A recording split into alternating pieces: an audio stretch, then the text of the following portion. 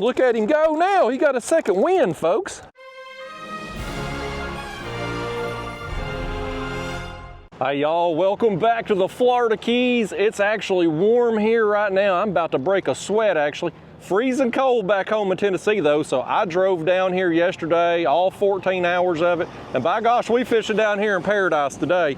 So I just put the kayak here in, basically on the side of the road. There's a little parking area right down here, and this kayak's a lightweight. I just rolled it down through here to this little beach area. And me and you, we about to take off, y'all. We're gonna try to catch some bait. Then hopefully we're gonna hook into some sharks today though. So I'm gonna put my shades on. I'm gonna get y'all in the chest here. We going unedited, raw and uncut today. I'm bringing y'all with me from right now when we push off until whenever this battery dies a few hours from now. Let me get my flippy flops off. Put that old rudder down. Let's get the pedals in, buddy. We ready to roll, man. I'm excited. I'm excited to be back, y'all. It is good to be back in paradise, man, especially when it's just, I hit something right there. Rock.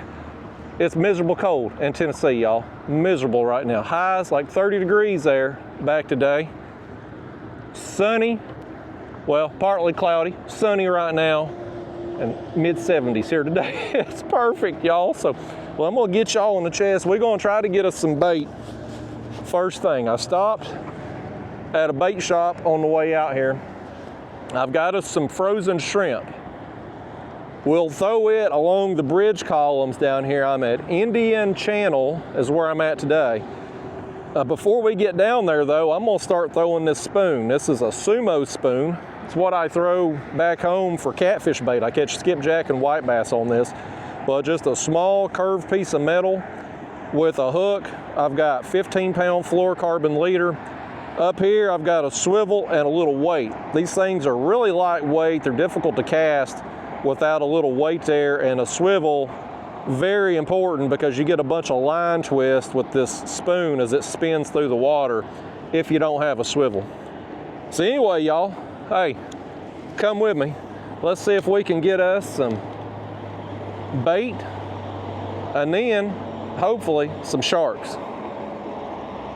When I was down here a couple months ago, I got on some sharks right here at this Indian Channel. Well, really below the bridge here.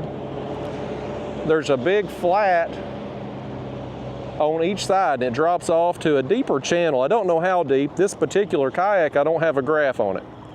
So we're not gonna know things like depth, water temperature, stuff like that. But honestly, hell, I don't really care. It don't really matter to me. We know where the channel is. It's easily defined because that shallow flat comes up so shallow you can literally see the drop where it goes off.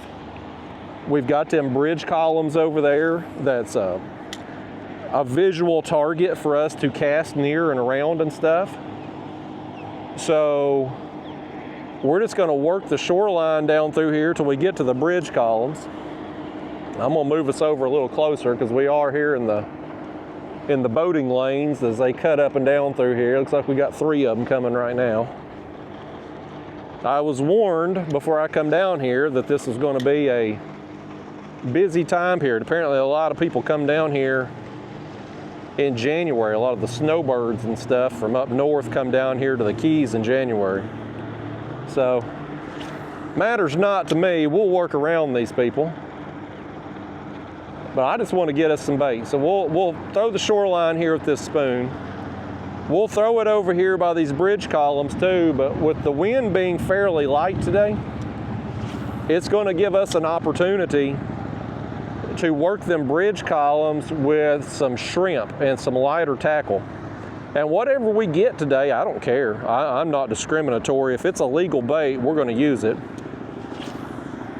We'll tie that on. I've got a shark rig here ready to go. We're going to play around on this trip with some different leaders. Last trip down here a couple months ago was kind of about 50%. But from the sharks I hooked to the sharks that I got up to the kayak is about 50%.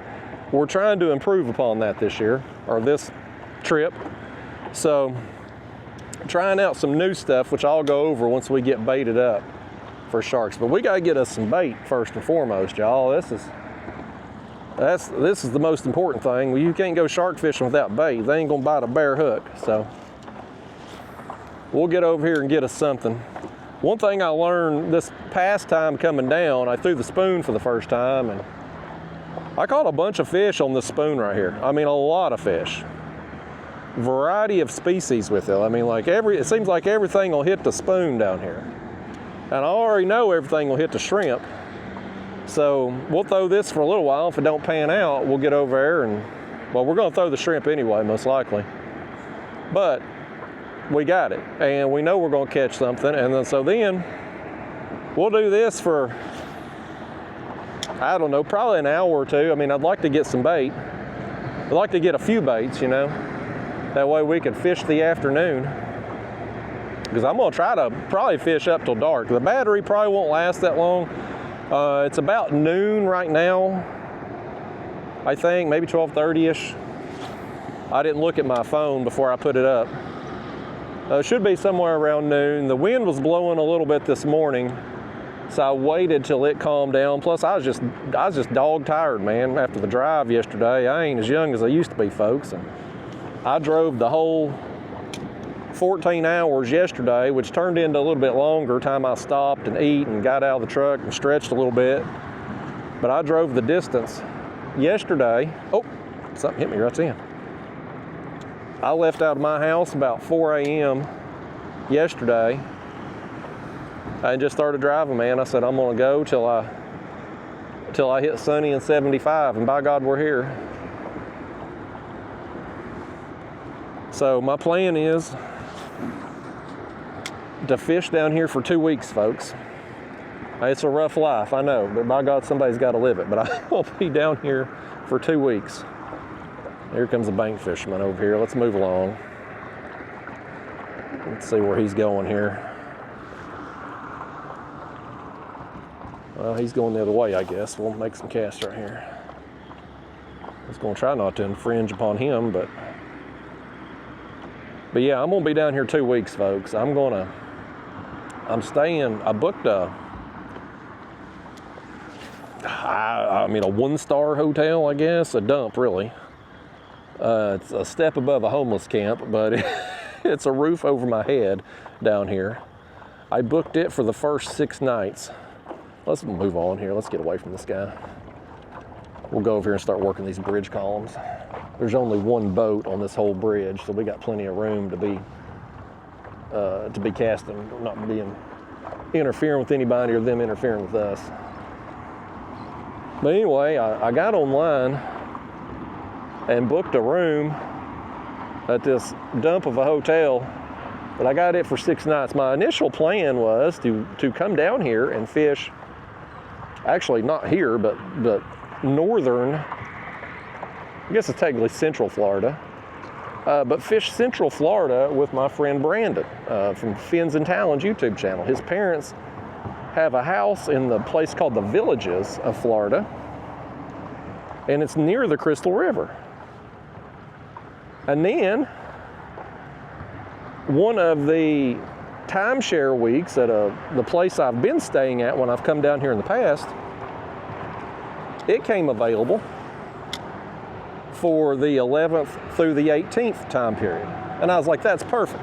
I'll go down there, fish with Brandon a few days, then go on down and stay in the Keys. I rented that person's timeshare week. Well,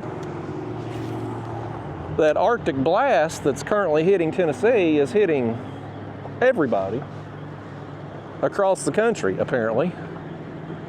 So the Crystal River up there in Central Florida is going to be cold. I mean, like real cold, like in the 40s and stuff. I told Brandon, I'm like, look, buddy, you know, I'd like to fish the Crystal River. I'd like to fish with you and this other fella, Jeremiah, he fishes our catfish tournaments. He's coming down with Brandon. They both live up there in Ohio. I said, I'd like to fish with both you guys, but I don't want to drive that far to fish in 40 degrees. And so I said, I'm just gonna go on down to the Keys, man. I'll catch you around next time. And so anyway, I invited them down to stay with me next week there at the resort I'm staying at. It's a 2-bedroom. And so they're gonna come down for part of the week and stay with me there. And then my girlfriend's coming down toward the end of that week. She couldn't get enough time off of work to take a whole week, but she got a Wednesday, Thursday, Friday off, and she was already off on Saturday. So at the very end of my second week here, when I'm at the resort there, at Timeshare Resort, she's gonna fly in on Wednesday. I'm gonna go to the airport and pick her up there in Miami. Then she'll stay Thursday, Friday. Saturday, when I leave out of here, I'll drop her back off at the airport. And I know that seems silly, her flying down here to spend basically 2 days, but let me tell you this, folks, airfare was incredibly cheap from Knoxville to Miami, or Fort Lauderdale International, whatever they call the airport there. Airfare, round trip, taxes and everything was $127. Like, it wasn't bad at all, so we were like, well, hell, just come on down for 2 days. It's a little bit of a hassle to me to have to go up there on that Wednesday and pick her up, because it's, you know, the airport from down here in Isla Mirada is, I don't know, hour and a half or so, hour and 45 minutes, something like that. So it's a haul for me to go up there, pick her up, and bring her back. But on the way back, I'm gonna be heading back to Tennessee on that Saturday the 18th anyway. So not a big deal at all to swing by the airport and drop her off. So anyway, y'all, yeah, 2 weeks down here, fun in the sun, man, and we getting it started today as soon as we catch us some bait.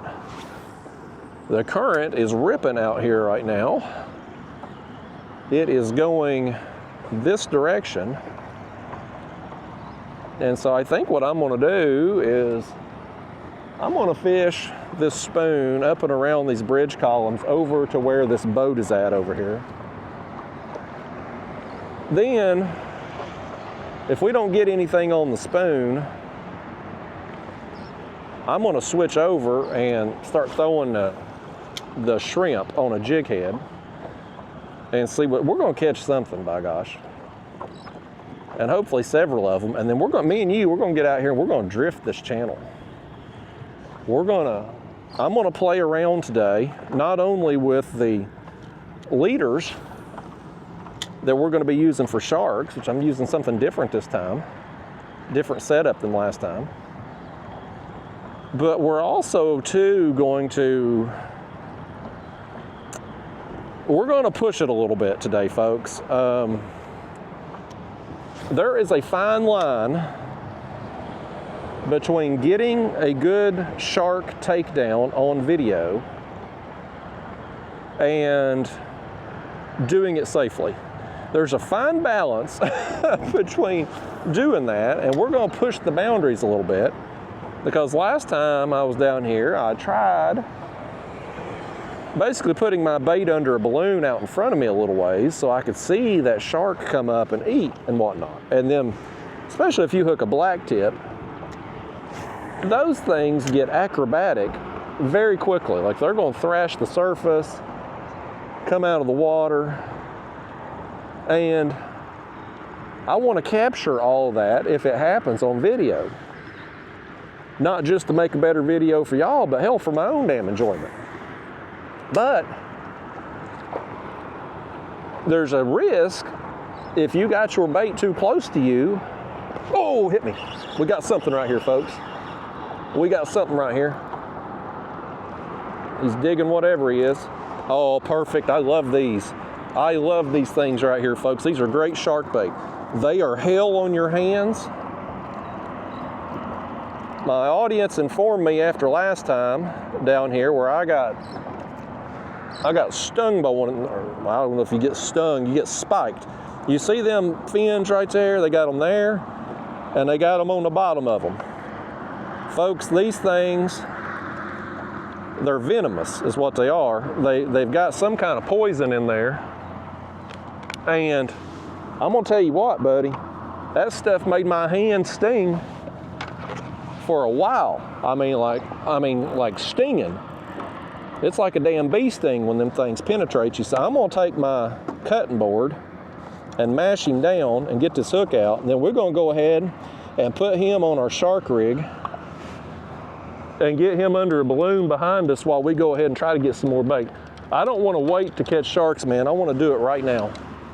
So we're gonna go ahead and get this party started. We'll just drag him along behind us as we try to get some of his friends.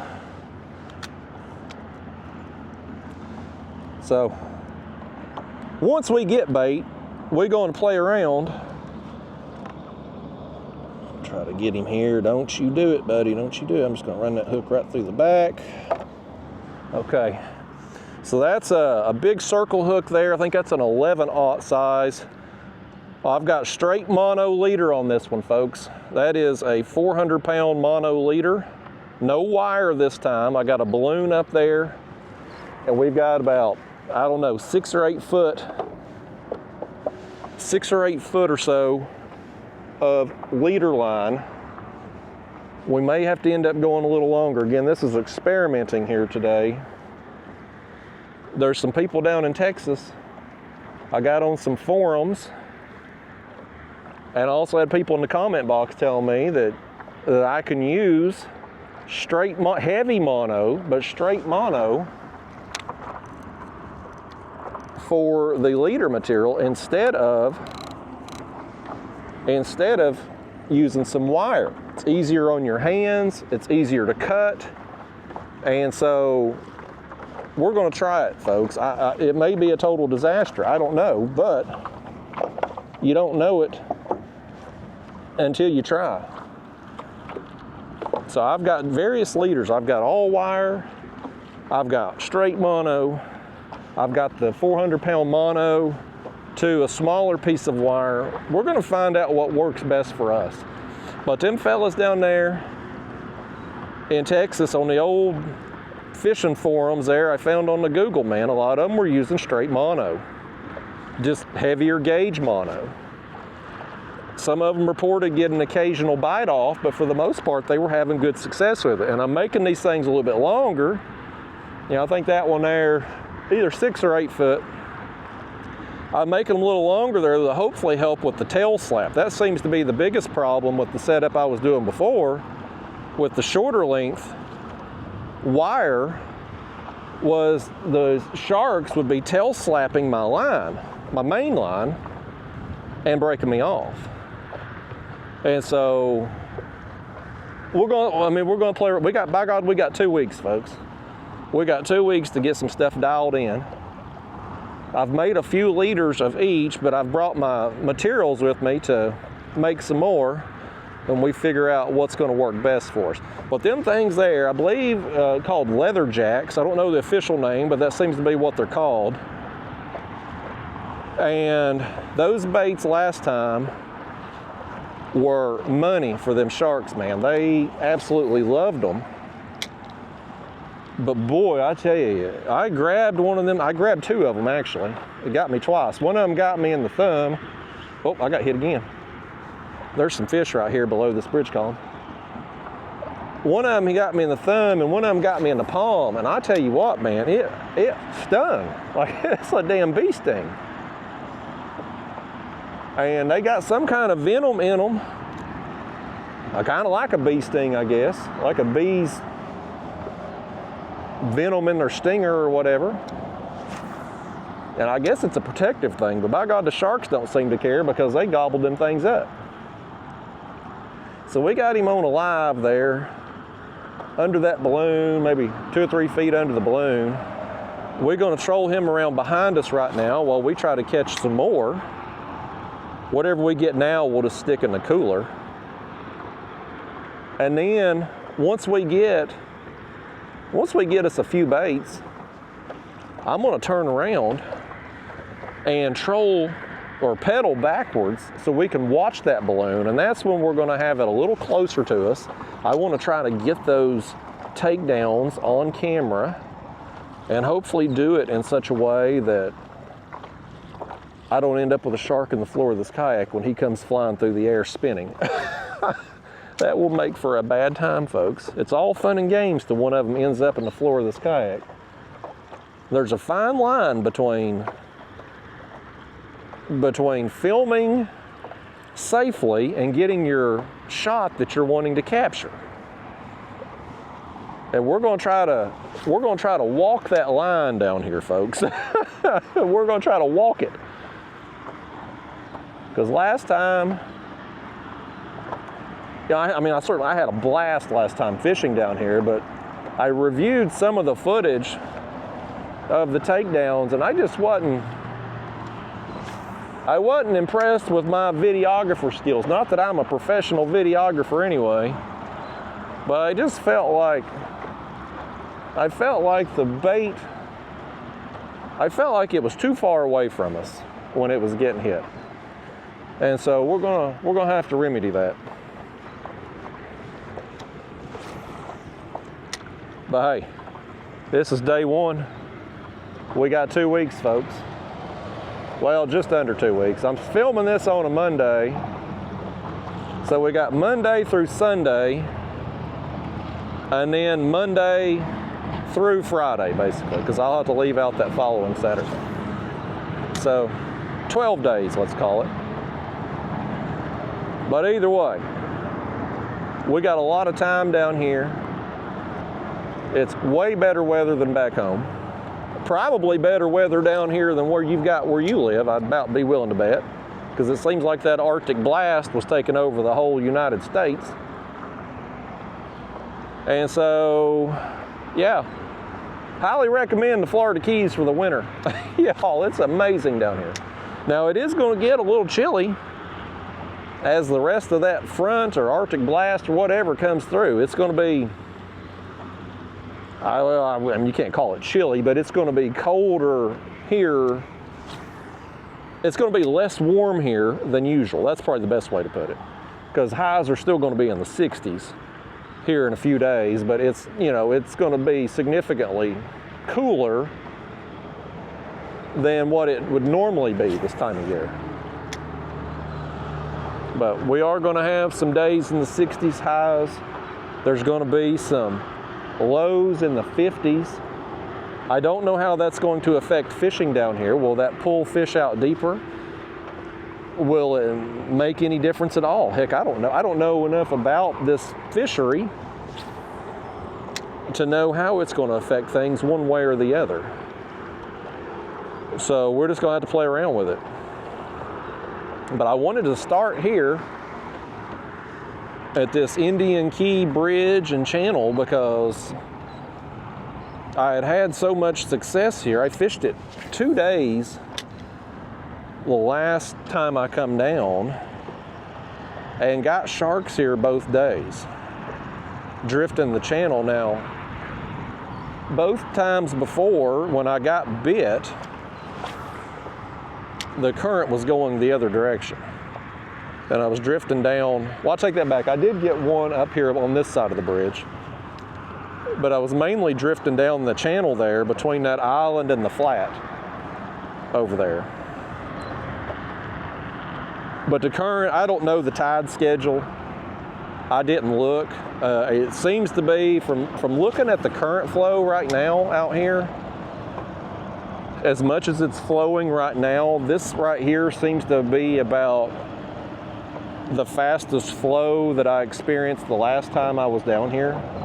So whatever the tide schedule it is, it's probably around like the peak flow time right now. And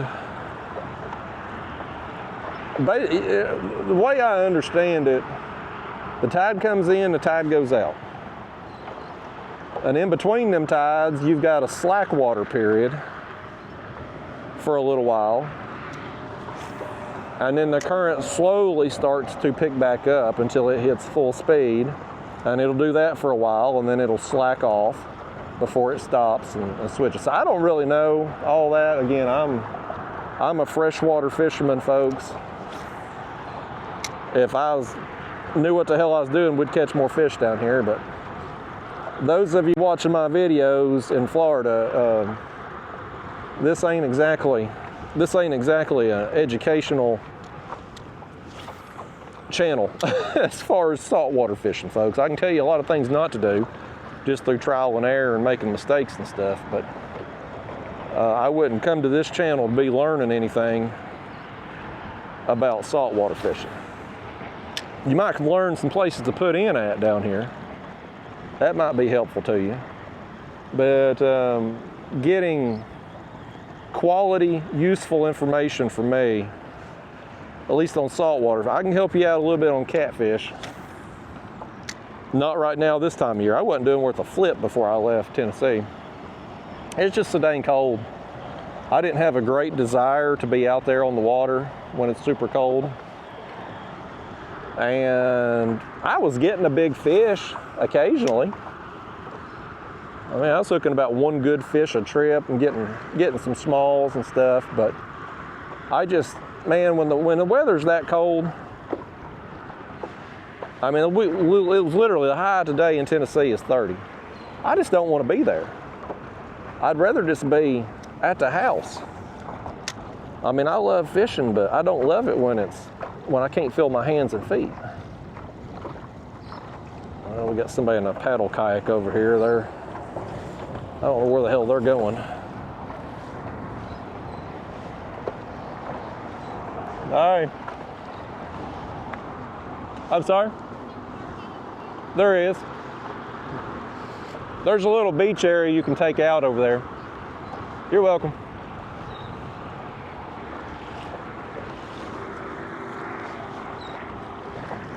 I think she's struggling to get back, folks. That poor lady. She probably paddled out here. Ooh, the current is swift right there. This is the swiftest current right here between, because we're right in the middle of the channel, that's why. Yeah, let's get on over here. Let's get off to the side a little bit and hopefully get out of this fastest flow. That way I can work around these bridges a little better. You can see where the channel markers are there, and that's where that fastest flow we just went by is. Yeah, I bet that lady come out here when the current wasn't really moving, and now it's picked up, and she looked like she was struggling a little bit. I definitely couldn't paddle and be able to cast like we are right now. Oh, something hit me. Oh, I got hit. Oh, they're right there. They're right there. I got hit 3 times. There we go, folks. There we go. There's another one for us. Yes. All right.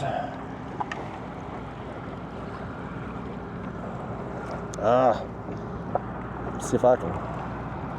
These things are hell right here, folks. They are hell to get hold of. Tell you what I'm gonna do. I'm gonna turn around like this. I'm just gonna dump him in my cooler.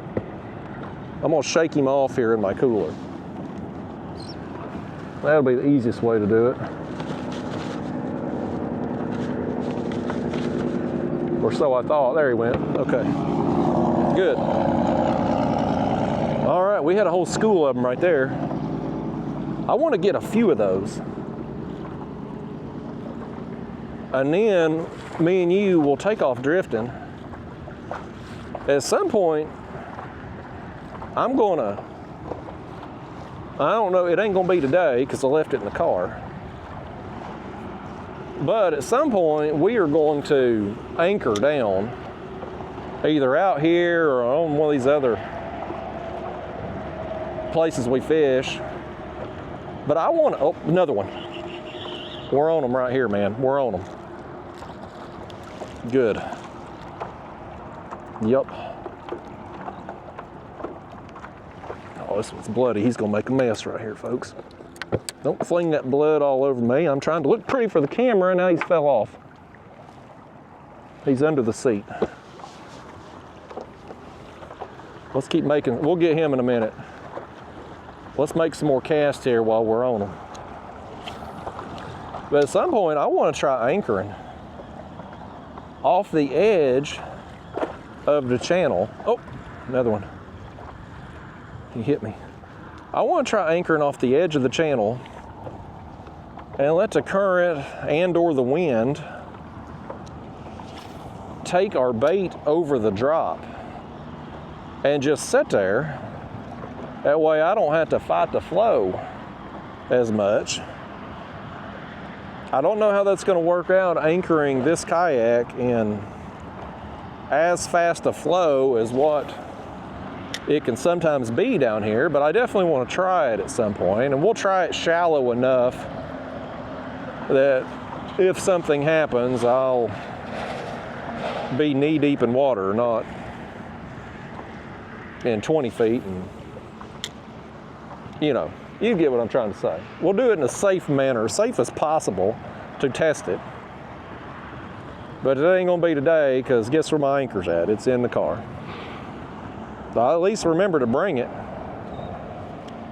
I brought it to Florida with me. We just didn't bring it out here on the water. But yeah, we'll drift this channel today. We'll use the pedals to slow ourselves down, let that bait get out in front of us, kick around there, and we'll try to, when we start drifting the channel, we'll try to work the edges. Oh, another one. I'm gonna sit here and just keep catching these things right now though. We're on a school of them right here behind this particular bridge column. This one's fighting a little harder. I wonder if this is something different. No, it's another one, he's just bigger. These fish right here, thankfully, have no restrictions.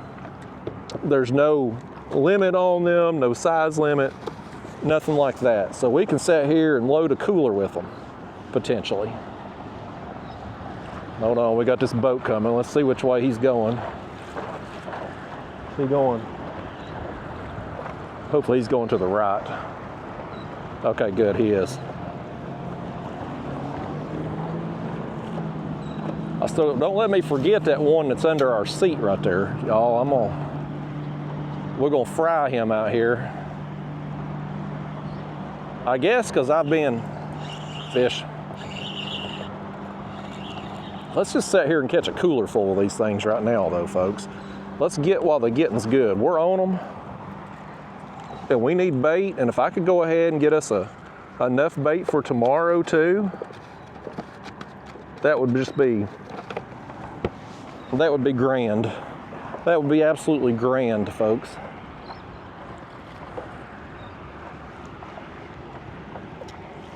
We are on them good right now. Here comes a glass bottom tour boat over here. This is a busy channel right through here.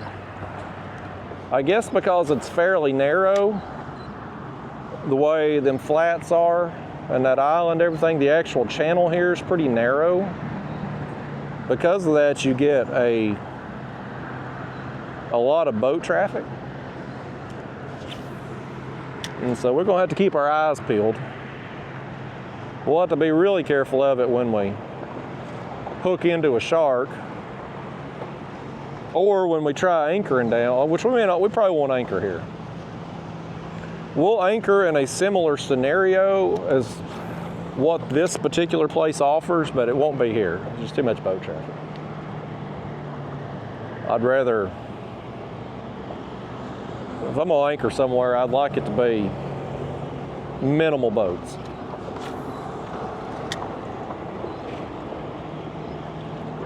Is that a fish or is we in the weed? Oh, it is a fish. Oh, he spit it.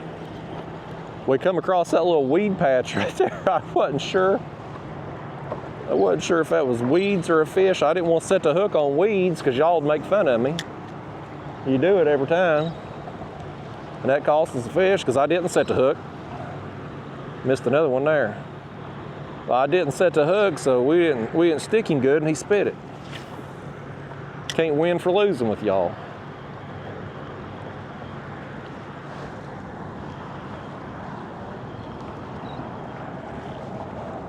Back up here a little bit. Yeah, here's the thing, y'all, about working these channels and stuff like we were doing last time, you end up, even right now, we're trying to pedal here enough to keep ourselves on this bridge piling where I can sit here and catch these fish, right? Well, you end up pedaling a lot. I mean, we're not covering any water right now. We're just holding ourselves in place. But it's kind of like pedaling on a treadmill. Like you're moving, you're exerting energy, but you're not going anywhere. And that's kind of the situation we have here. Oh, that's a good one. These things fight like the dickens, buddy. I'm gonna back off my drag a little bit. It's another one about the same size though, but boy, when they smack it, buddy, they swarm. They come up in a school of them. They don't have any value. Again, there's no limits on these things. There's no size restrictions. They're kind of a trash fish, I guess you'd say, down here. I mean, they're not a desirable fish species. But boy, they're fun to catch. It's kind of like, you know what I'd compare these things to? And it's not a good comparison, but it kind of is. But skipjack back home, right? Like skipjack, they're considered a trash fish by most people too. But we use them for catfish bait, and when you hook them, they're incredibly good fighters, pound for pound. Now skipjack come flying up out of the water. These things don't seem to do that. So, not the best comparison, but it's kind of an apples to apples in the sense that they're a trash fish that fight hard. And I'm content sitting here and just catching every one of these daggone things that's behind this bridge column and getting us a cooler full. That way, we've got enough in there for sure to fish the rest of the afternoon, I would think. But if I could go ahead and get some stuff extra to get us started tomorrow, that would be huge. So we'll sit here. How long have we been at this now? We've only been at this 30 minutes. Let's give it a little bit longer here, see if we can make sure we get some more before we really take off and start working this channel edge a little better. Because today and tomorrow, I think I was getting ready to start talking about this and something happened, I got distracted. Probably one of these fish, I got hit again right there. Look at this old pelican right here. Where the hell's he going? He ain't gonna eat my, don't you get back there, pelican. Well, I thought he was gonna go back there with my bait under that balloon. Old pelican? Yo bird? Bird's a word, Pee Wee Herman. Better know your role and keep your mouth shut back there, pelican, to quote The Rock. Anyway, what I was trying to say before everything keeps interrupting me was today and tomorrow is going to be our best days. The wind was up a little bit this morning. It's slacking off through the afternoon. Tomorrow's looking okay. After that, though, when the temperature starts to drop here, the wind is going to pick up. And so we're going to have to, as I got hit again and again, we're going to have to kind of pick our spots. We have to choose our battles out here. I'm planning on fishing every day, as long as it ain't no storms or something. But I'm going to have to kind of watch myself and make sure we're putting in, when days where the winds are up, we're going to have to put in places where I can hide from it a little bit. Now, whether or not that's like us going out and maybe hitting some of them mangrove canals, possibly even, depending on the direction the wind's blowing, we may just be able to tuck in on the back side of the island, whichever side, go to the opposite side the wind's blowing in on, and we'll have a little bit of shelter. But bottom line is, today and tomorrow is an opportunity for us, folks. We got an opportunity. Do whatever we want, wherever we want. So I wanted to come back here first, get things started, see how it goes. If we do well, great. If not, we can kind of maybe choose tomorrow based on what we learn out here today. Are we catching sharks here? Are we not? What size? What species? Et cetera, et cetera. So we'll just play it by ear. Where's this boat right here going? Oh, fish. I'm gonna keep pedaling forward while I reel him in because we got a boat coming right here. I'd like to get some jacks too, but it's hard to leave these things because I know these things done so well for us last time. This was really my preferred bait last time. We got another one right here. Good, that boat's slowed down. All right, this right here is working out though, y'all. I raise them up here, I turn around, I got them in the cooler behind me, and then I just shake that hook out of them. I push them up against the side of the cooler and shake that hook out. Best like this, of course I say that, and then I can't get it out of this one. There it went. That's working out though, so I don't have to try to handle them damn things. It only took me getting stung twice to know I don't want to have it happen again. The first time that one got me on, I think it was the thumb that got me first. I didn't realize what had happened really. Like I thought I'd probably just got a fin to my thumb or whatever.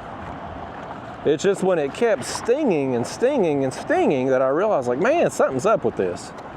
Like, I've been finned a lot, just random fish. Hell, when I go ultralight fishing at home, bluegill will fin you sometimes. And it'll, you know, it's like a little prick, like you'll feel it, you'll feel the stick. It'll hurt for a second or two, and that's it. But when that thing kept just stinging, I was like, man, something's up with this. And then I got another one in me. I was like, hell, and then that's when the videos started coming out, because I didn't know what they were. I couldn't find them in the book. That's when people started commenting and telling me what they were, that they were them leatherjack things and that they were venomous. And then I was able to look them up and get more information on it. But yeah, them things are the devil as far as handling, but as long as the sharks like them and they fun to catch, hell, I'm gonna keep after them, buddy. Again, don't let me forget, before we take off, go after these sharks. I got that one up under the seat there. We don't want to forget about him. He'll dry out.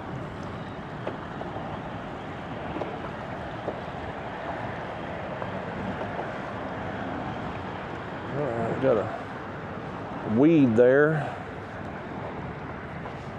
I meant to do it too, but I didn't. But I will at some point while I'm down here. I'm staying in Isla Mirada, and there is it's not a Bass Pro show, it's a Bass Pro, but it ain't a Bass Pro. Worldwide Sportsman. It's like Bass Pro's saltwater version of their tackle shop. They got one of them down here in Isla Mirada. I'm gonna stop in there and get us some jigging spoons. These casting spoons have worked great. I wanna try some jigging spoons too. And my plan after the last trip was to get some before I come back. But at the time, I wasn't planning on coming back for a year. This trip here is really kind of spur of the moment. I'd already talked about maybe coming down with Brandon there and fishing the Crystal River. Then I saw that timeshare week come available for rent. That woman who owns it had said, she had posted there on the Facebook and said that her family had a medical emergency and she wasn't gonna be able to come. And I was like, man, the timing, the stars have aligned for this, for me to come back down here. And it's right here in this damn Arctic blast. I ain't got nothing else going on at home. I was like, I'm going for it, man. I come down last time. Of course, I filmed some videos down here, but I honestly didn't anticipate them doing well, because these saltwater videos are obviously off-brand for my channel. Most of you tune into this channel to see catfish videos, right? That's kind of how most people find me and the content most people want to see. So I didn't expect them to do particularly well. Like, I thought one or two might do okay, but then after that, it would just kind of be, the novelty would wear off. But surprisingly, every one of the ocean videos, I think I did 5 ocean videos. Did you see that? I was about to lift up, and he snatched it. Let's get him back here in the cooler too before he pops free. I don't know how good he's hooked. There he went. We got in there just in time. But every one of them ocean videos, all of them were home runs for me. All but one got over 100,000 views as of me filming this video, and the one that hasn't hit 100,000 probably will in the next few days. So I was like, I told my girlfriend, I was like, you know, baby, for business purposes, I probably should go back to Florida. I was selling it like a business trip, not just a personal trip because I want to come down here. But anyway, no, y'all, thank you for watching them other videos, because it gives me the opportunity to come back down here for more than just a vacation. Be able to come down here, and I don't want to treat it like treat it like a work trip, but I mean, you know what I mean? Like doing this YouTube crap to keep the lights on, like you gotta think about stuff like that. And thankfully, those other videos did well. And so I can justify coming back down here for more than just a yearly vacation. At least right now, anyway. We'll see how these videos do. Hell, if these videos do good from fishing here in January, maybe I come back in February too if it's still cold at home, which I'm sure it will be. At home, January and February are usually the coldest months. In March, sometimes it's early March, sometimes it's late March, we'll get an uptick in temperatures. Now, I ain't talking warm, but it'll at least usually start to get a little warmer. And bite usually starts getting a little better. Oh, I lost him right there. I'm gonna let this next one sink down a little bit further. And then once we get into April, May, certainly the catfish bites going strong. But there's an opportunity here right now in January, and certainly in February for sure, for me to just get the heck out of Dodge and come fish for some toothy critters. Where are we at on time here? About 48 minutes. Let's do about 12 more minutes of this, because we definitely got enough to fish with today and probably get started with tomorrow, especially if I cut these things. We got the one on there live under the balloon right now, but like, you know, we can cut these things up too for cut bait. So we got enough to finish out today and get us started tomorrow. And I want to work the edge of the channel. We'll take the channel edge. We can visually, I'll show you when we get over here, but like we can visually see it because it comes up, it's so shallow. And we'll try to get on the edge of it best we can and just drift. And we'll drift down. And when the tide eventually turns, hell, we'll drift back. But I know this area over here I put in at, another one. Oh, stay on. There you go, buddy. That's another pretty good size one right there. We can get 2 or 3 baits out of him. We'll cut them up. All right, let me get him shook off. There we go. This place I put in at over here, I kind of luckily found it. So last time, that place me and my girlfriend stayed at, the resort there, is about 3 miles that way. Through the canals over here, mangrove canals, right? And so I had pedaled up one day, fished out here all morning, was tired.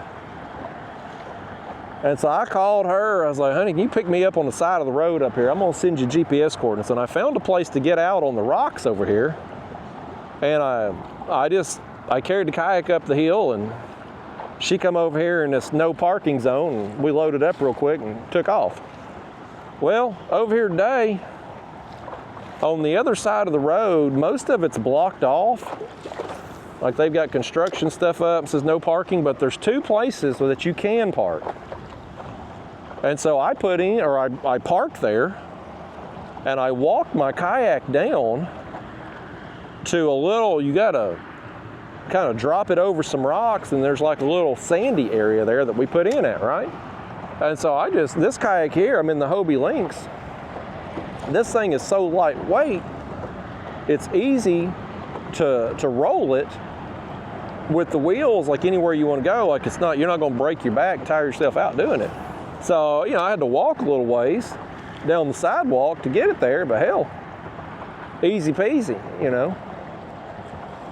And so because of that, we can drift out here today because I'm not going to have to pedal 3 miles to get where we're going, or 3 miles back. Like we can drift and kind of cover some water today and not have to really worry about me. Because even like right now, like I don't really worry about how far we would drift down, because I know the tide's going to turn and bring us right back. So like, it's just a matter of time. I don't know when that's going to be, but at some point it's going to. Just like this fish right here, I knew if we made another cast over there, we'd catch another. They're stacked up right here. They're out of this heaviest flow, I guess, down the middle of this channel behind this bridge column where they're getting a little break from it. And they are stacked up right here. And I'm gladly going to, oh, he got me. I hope that was the hook that scraped me and not one of his fins. Sorry y'all can't see this process here as I've gotten turned. Hopefully that was just the hook and not, it'd be stinging if it was his fin. It must have been the hook. But yeah, the current right here, man, it's ripping right through here. But they're stacked up right behind this daggone column. And I hate, you know, we get behind some of these other columns over here, it's very well possible we might could find some other fish, maybe some jacks, something else.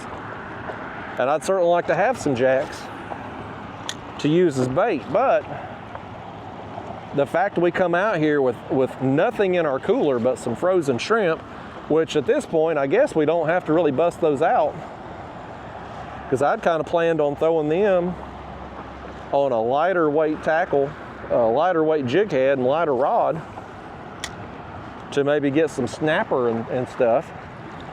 But we really don't have to do that because we're getting so many of these.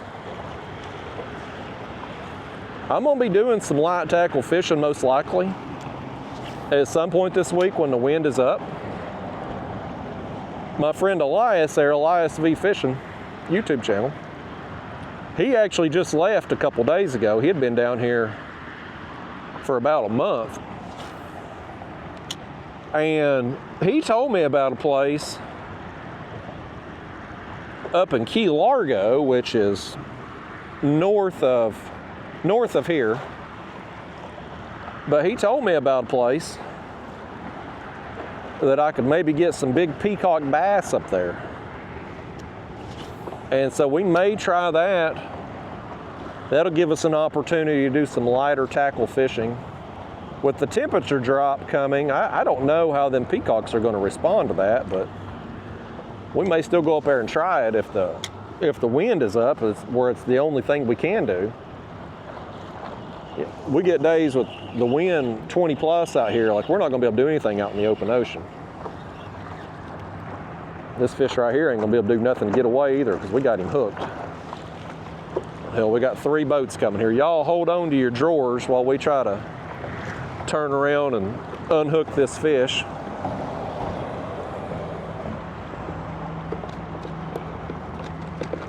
Y'all tell me when the waves are about to hit. Well, I don't want to be turned backwards. There we go. All right, I'm back. I don't want to be turned around sideways or backwards in a kayak when I'm about to get hit with big boat wake.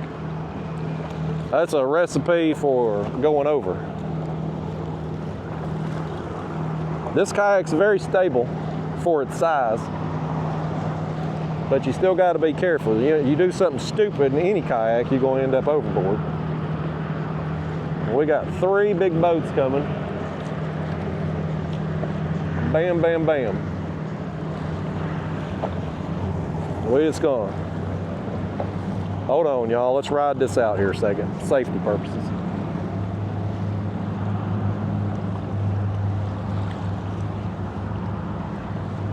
I was told this is a very busy area right now.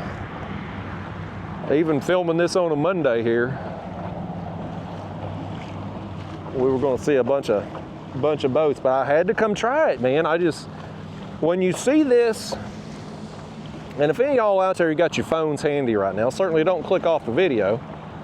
Do me a solid, keep watching, but if you got your phone handy or you're near a computer and you want to pull up the Google, pull up on Google Earth, Indian Key Channel. And you'll see this bridge, and you can literally see from the outer space satellite pictures, you can see that channel going down. You'll see that island over there, and you'll see the defined channel. Because it's so shallow on that flat, like you can see it from the outer space pictures, the satellite pictures. And so you can see the clearly defined channel. And you know me from my catfish videos, folks, there's another one. We've barely got him hooked, I think, because I hooked him right near the kayak as I was lifting up. There we go, we got him in the cooler. Come on, spit that hook now, buddy.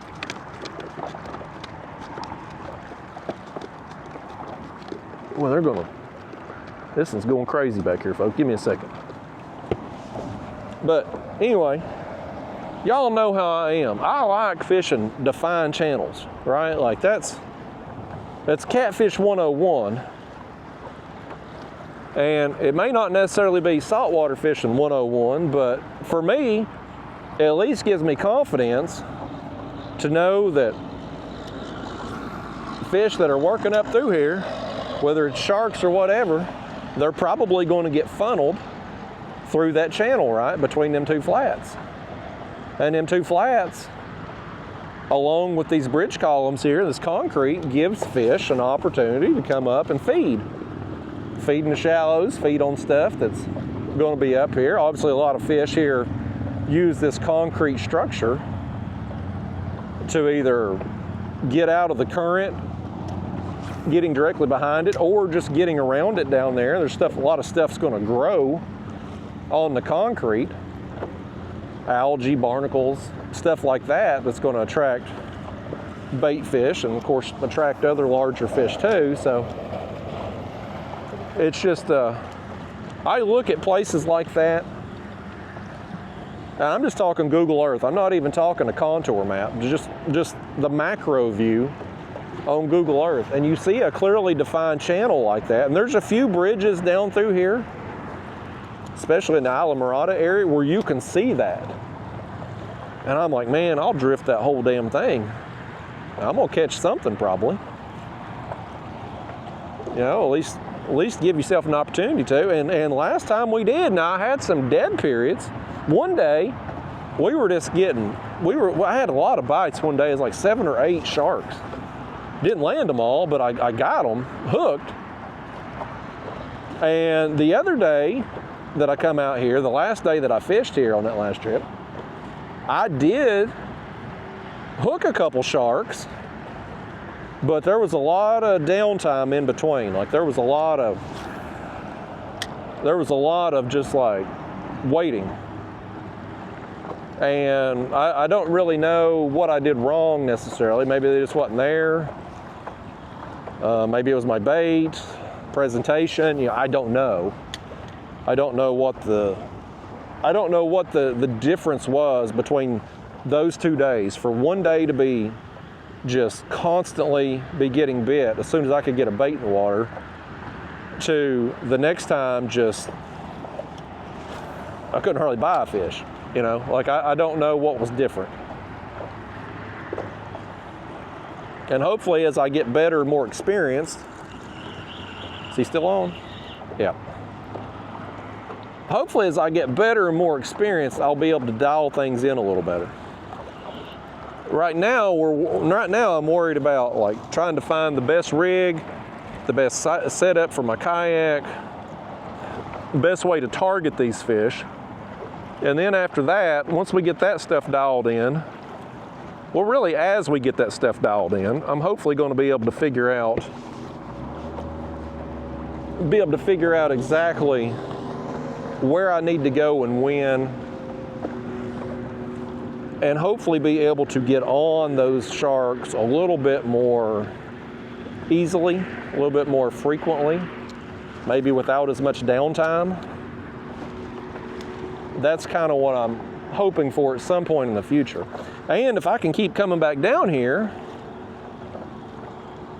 it's hard when you're doing something once a year, it's hard to grow very quickly, right? Like imagine if you're working out and you go to the gym once a month. Like if you're actively trying to build muscle and you only go to the gym once a month, like it ain't gonna work out, right? Or if it does, it's gonna take you a really long time to notice any difference. Kind of the same thing, if you go on vacation at a spot once a year, and that's the only time you can fish that kind of water or those conditions, it's like it takes a long time to kind of piece things together. But, I mean, I was down here a week each of the last 3 years now, and then now I've got 2 weeks down here and kind of get things going here maybe. I'm hoping to at least be able to come back yearly. I love it down here, man. It's just, everything's so beautiful. It's hell getting through South Florida to get down here. Like even yesterday, I mean, driving down on a Sunday, there was still a ton of traffic coming through South Florida. But once you get on down here in the Keys, like things kind of just slow down, if you will. Just a different pace down here. And I love it. I absolutely love it down here. Wish I could spend more time down here. It's just so expensive. I mean, even this dump that I'm staying at, for 6 nights it was $890 what I had to pay to stay down here before I go to the other place. Now it's much better, but still, I mean, just a dump of a hotel down here will cost you a fortune. If you stay somewhere nice, you're going to spend $200 or $300 a night. Food's more expensive down here. Everything's more expensive, but it's paradise, man. That's why everybody wants to come down here. That's why it's so damn expensive.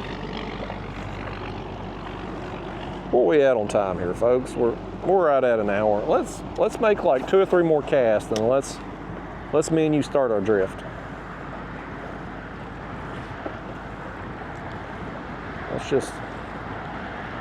Let's see if we can get 1 or 2 more casts in, maybe bust another 1 or 2. Can't have too much bait, right? These fellas are setting up right here. That may actually help our cause. We start our drift right here behind them because they're probably going to put out some chum bags. Down here in the saltwater, that's what a lot of these fishermen and guides and stuff do, is they'll put out a chum bag, and the current will take that scent and push it down below them, and fish will come up there and get the free meal. That fishing guide I was with the last time I'd met him at a gas station, he took me out, Chase Masters. Dang good guide and a dang good person. When I went out with him, he had used the chum bag. I'm actually going to call him too. Probably call him tonight, matter of fact. There's fish. This will be our last one right here. I'm going to call him while I'm down here and try to see if he's got any availability. Last time, he just offered to take me out. I ain't gonna take advantage of our friendship and do that again. I'll pay him, but I would like to go out with him again, just to, one, to learn from him, and two, to just be like, give him a thank you essentially for taking me out last time. Where's that one under our seat at, y'all? Did he end up flopping out? Oh, there he is. I found him. Hold on. Oh, he's still flopping too. Okay, there he is. We got him. Okay, folks. Now it's time for the main event here, best we can. You can see how fast we're moving in that current, right? Like how far we've drifted from that bridge already. So here, let's do this. I'm going to pedal back up and spin around. We'll put the pedals in reverse. That way we can watch this balloon over here. And I'm going to reel this thing in. Let's just see if he's still alive. Is he alive? Is he dead? Like, what's going on with him here? He is alive. Okay. And we've got seaweed all over the hook. That's not going to help our cause. Yeah, he's still alive on there. Just probably not necessary, but I'm just going to put a little slit or two. I've apparently grabbed my dull knife. I have a new one and my old one, and I'm just going to poke him maybe. There we go. There. I just want to get a little blood out of him. You know what I mean? Like just enough to create a little scent trail, if you will. Okay. Oh, I didn't mean to do that. This is the one I want. I'm lost my damn mind here, folks. Okay, now let's get him off a little bit here. I'm not going to run that balloon super far. Again, we are playing with fire today. We are going to try to get this thing eat and get a damn good takedown shot. I want to catch that shark flying through the air on video. And in order to do that, I need this balloon fairly close to us when it happens. But not so close that if he comes right at us and is flying through the air, that he ends up on the floor of this thing. What is that distance? What is that fine line we're trying to walk? I don't really know. I don't know, folks. Let's back off this a little more. And this here, y'all, if you didn't watch my last shark videos, this is my gear I'll kind of go over. This is a Catfish Sumo Elite 150 rod. These are a catfish rod, technically, but these are very, very heavy action rods. They can deadlift 150 pounds. Like, they are a stout rod. Very capable for what we're trying to do today, shark fishing. This is a Daiwa SGT 50 size reel, Daiwa Seagate SGT50. I've got 50-pound mono for our main line. And one thing I've done that's different for this trip, I have cut off part of my handle. These Elite 150 rods are like every other catfish rod on the market. They're made for standing up and fighting fish. Like if you're in a boat, fishing off the bank, they have long handles. Not very conducive for kayak fishing. I like a shorter handle. That's why my Signature Series catfish rods have the shorter handle. That way when you're sitting down, you can tuck this into your belly and your elbows against your belly. It's more ergonomic. When you've got a long butt handle, your elbow's extended and you end up working your shoulder all day. And that's not a big deal. Let me get back over in the channel, the wind's pushing us. That's not a big deal if you're just catching small fish. But like if you're shark fishing, for instance, and you might hook into something that takes 30 minutes, 2 hours, who knows, to be able to land, then proper body mechanics really comes into play. Like that becomes really important, folks. And so I was like, I called Daniel, the owner of Catfish Sumo. He's a good friend of mine. I was like, Daniel, do you have any of these butt caps here that go on these rods, like any extras? So I said, I'm gonna take a hacksaw and I'm gonna cut off part of this handle. I need something to put on the end. And so he mailed me some of these butt caps here, butt ends, whatever they're called, and I just glued them on. And so we're gonna try that out today.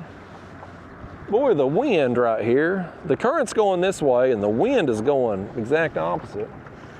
Keeps pushing us up over here. Let's go over this way. Let's go over this way, and then I'm gonna turn us around and we'll pedal backwards into the wind. We'll let the current, we'll go sideways here. The current will take us this way and I'll pedal us into the wind. Me trying to just pedal backwards into the current, the wind's going to end up pushing us up on the flat over here. And we can't work the edge of that channel as close as I would like because you have all these marker buoys here. They're crab pots, lobster pots, whatever they are. They are right off the edge of that flat too. So we need to be kind of on the outside of them as we drift along. And fortunately, it just looks like they're kind of right in here, right above the bridge here. Once we get on down, we shouldn't have any issues with those.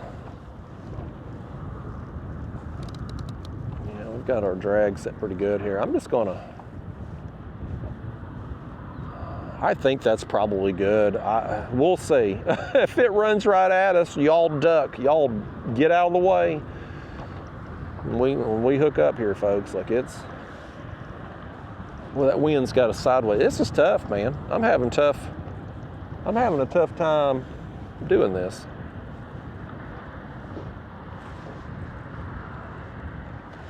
With the current, with the wind blowing perpendicular to the current, like I'm having a hard time. I want to be able to watch that damn balloon. I want to watch it, folks. I want to see that thing go down. That's exciting. I wonder, I mean, as soon as I stop pedaling, we're going straight across here. We're gonna have to come up with a better, your kayak, anytime the wind is blowing, your kayak usually wants to turn sideways into it. That's typically what your kayak's gonna do. And so, and this kayak here, because it's so lightweight, the beauty of this kayak is that it's so lightweight. The downfall of this kayak on the water is the fact that it's so lightweight. You get blown around very easily, very light breeze. And so we're gonna have to come up with something here. We've got ourselves in a rudder now. Lord help us, folks. We got us. Oh, we ain't even got a fish yet, and we're already getting tangled up here. Lord. What the hell have y'all done with this thing?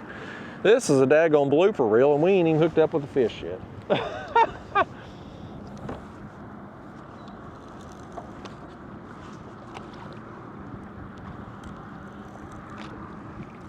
I have no idea what the hell y'all have done here. It's almost like y'all have wrapped up. Meanwhile, this balloon has floated right over here beside us.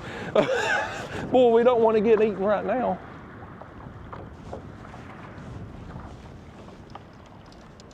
I don't know what the hell's happened. I don't know what I'm hung on here. What a cluster right off the... Every time I film with y'all, I swear it ends up in a disaster.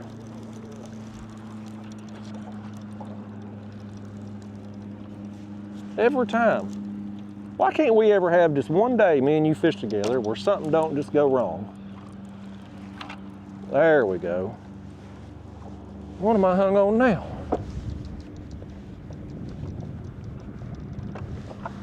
Is it in my pedals? It is not in the pedals.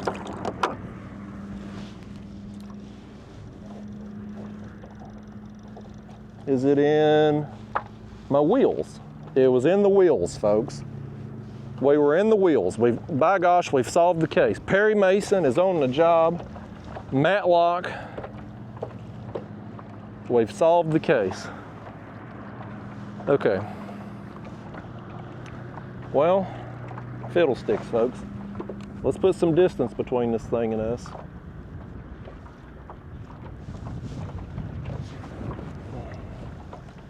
If I can. All right.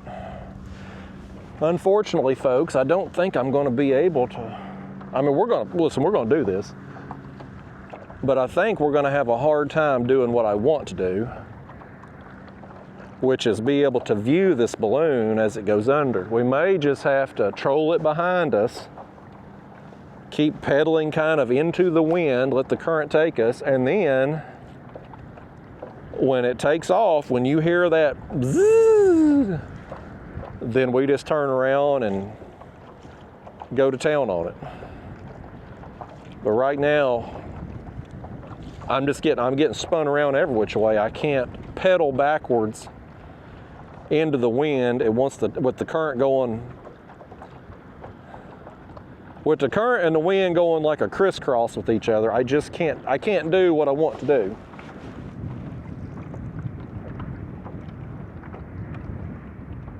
I want to do it though. You better believe I want to. I want to see that thing go down, man. Let's get back over. We're kind of shallow over here right now. I want to get over here on the channel edge. It don't take long, whether it's the current or the wind, it don't take long to get moved out here.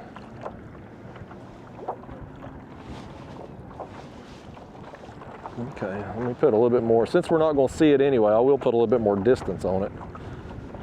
That way we don't end up with a... Bad enough if a shark ends up in our lap. That's bad in itself. But it'd be even worse if it hit us from behind. We didn't see it coming. At least if it's coming at us head on, we got an opportunity to get out the way. I'll push you in front of it while I lunge out the other side. Now, I apologize too if there's a little wind noise on the camera here. It's just is what it is. I got the fancy pants microphone on, but I can only do so much. Kind of one of the things about fishing out in the ocean is you're going to have wind every day, basically.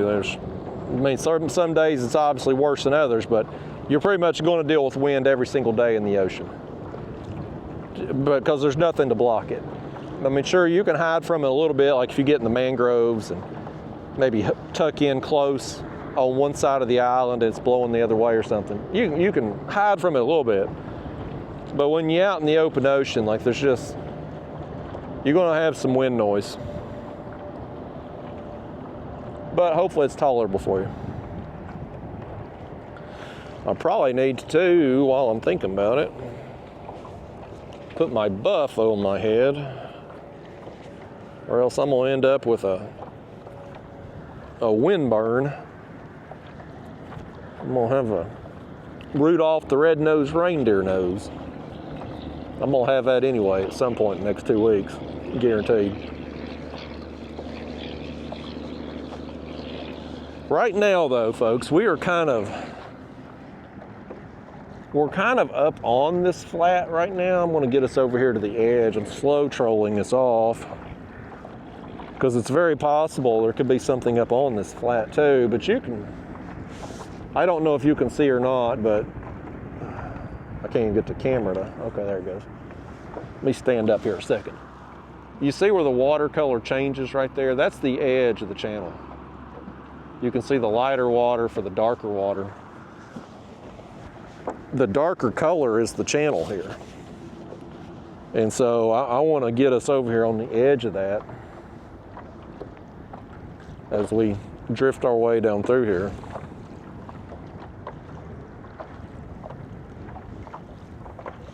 Easier said than done, of course, with the wind blowing how it is. But the main thing is, we've got our bait out there. It's kicking.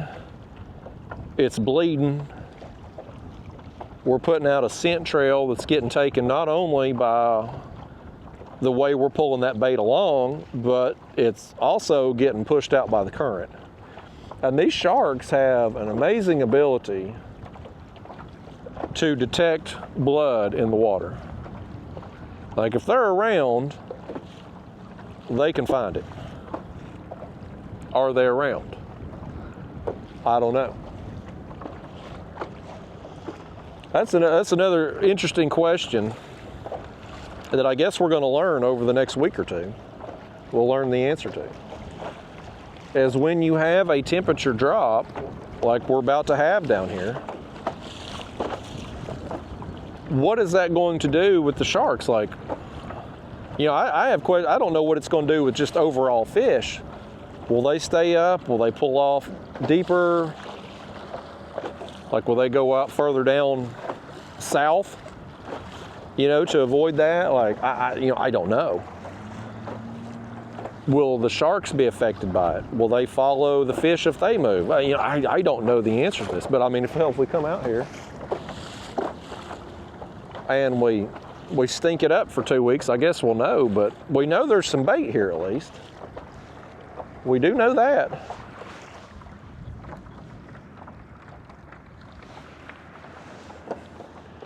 If you got bait, you probably got some predator fish nearby. And I don't know, them leatherjacks, for instance, like what? I mean, they're obviously a schooling fish. They're obviously on the menu based on us catching those sharks there last time on them. But like, what percentage of a shark's diet,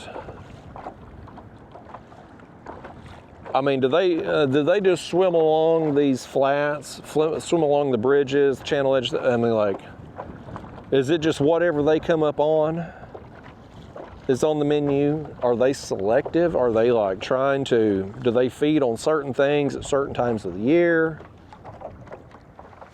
I've got a lot of questions I don't know the answer to. Again, if you're looking at this video as an educational resource, forget about it, because I'm like you, I'm trying to learn. But we'll hook up with that Chase Masters, or try to anyway, at some point in the next couple weeks. I'd like to go out with him and book a trip with him. Again, he was nice to me last time. I met a guy at a gas station in the Everglades. He recognized me from YouTube. And he said, man, I've got some availability this week. I'd love to take you out. And so I took him up on it, and he took me out. And we caught some fish and had some fun. He's a good dude. And so I said, I'm coming back. I'd like to return the favor, if you will. He took me last time. I'll book a trip with him this time. His rates are pretty reasonable. If memory serves me, his half-day trip, seems like he told me it was like $550, I think. So, I mean, that's pretty reasonable. The fishing guides back home are around that price. And I'll tell you, them fishing guides back home, they ain't got nearly as nice a boat. You ain't gonna catch nearly as many fish, and you ain't gonna have the beautiful scenery that we have down here back home. So I'd much rather book a trip with him than any of them people back home. All right, we're off into the channel now. We've drifted down again. Our balloon, you can see it there. It's maybe, I don't know, 100 feet behind us, give or take. Just got it back there, and I got to get back on the pedals, or we're going to be sitting on top of that balloon. But fairly close by, so when that thing takes off, y'all grab it. But look at all them birds. You see all them birds over there? They're eating on something right over there. They're all over the water right there. Something's going on. I wonder if one of them boats didn't throw something out for them. There's a whole flock of them right there. There was a big splash over yonder by that bridge too. I don't know what that was. That was a big splash over there. I'd honestly feel better about it if we were on that side of the bridge, because that's where the bulk of our action come at last time. I think I hooked 2 sharks over here. One of them wrapped me around one of them poles, and the other one came off. All the others were on the other side of the bridge, like going down the channel that direction. Now, I don't know that it makes a difference, but just confidence perspective, I wish we were on the other side, but the current's coming this way, and it's just, and you got all them boats coming in over there. It's just easier to fish over here. But we'll drift down a little ways, and if this don't work out, what we could always do is reel up, make a run up there, and troll into the current. I nailed one the day where I couldn't do no wrong. Oh. Our balloon's gone, folks. Our balloon's gone. What? Oh, dang it. I was getting excited, buddy. I was getting excited, and we hooked up over here on something all right, but it ain't a fish. These damn crab pots. Don't get excited, folks. That's what it's going to sound like when something takes off much faster, but this ain't it. But that day I couldn't do no wrong. Let me turn that clicker off for a second. I was trolling into the current at one point, probably pedaling 2 miles an hour and going into a mile an hour current or more. And by damn, something hit it. And we caught a shark doing that. So we could try to replicate that again, just going that other way. I hate these crab pots, man. These crab pots, lobster pots, whatever they are. They've got, I think, snow crabs down here, then they've got some kind of lobster. And these damn pots are out literally everywhere. I mean, you can't fish anywhere without getting wrapped up in them. It's incredibly frustrating. We're all up in this thing somehow. Should come right out, I think, unless that fish has swam circles around it. We don't want to get a bite right in there. It comes.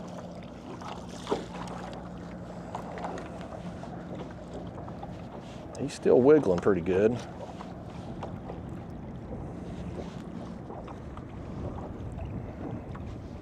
Folks, I've talked myself, you know what I've talked myself into? I'm gonna try to get hold of him without sticking myself. I've talked myself into trolling into that current. Let's change the hook this way, and let me pin him down here. I do not want to get one of them hooks in me, or I mean them fins in me. Let's do that. I'm gonna throw that balloon further up the line here maybe. I've just got it overhand knot tied on. Let's do that. I've sit here and talked myself into going to the other side of that bridge. If nothing else, maybe we won't have as many crab pots to deal with over there. But let's run this thing out. We will troll into the current, pulling him behind us. He'll be swimming along there.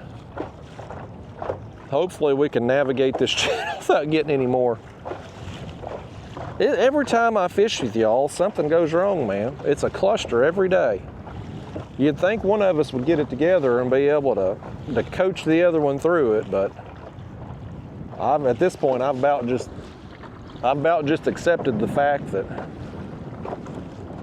it's always just going to be an embarrassing day every time me and you go together. I'm going to make a fool of myself somehow. But I kind of just want to be on the other side of that bridge. I want to be on that deeper part of the channel. And, okay, that's good right there. All right. That's kind of what I want, folks. Again, we did hook 2 that day, but the bulk of the action was on the other side of the bridge.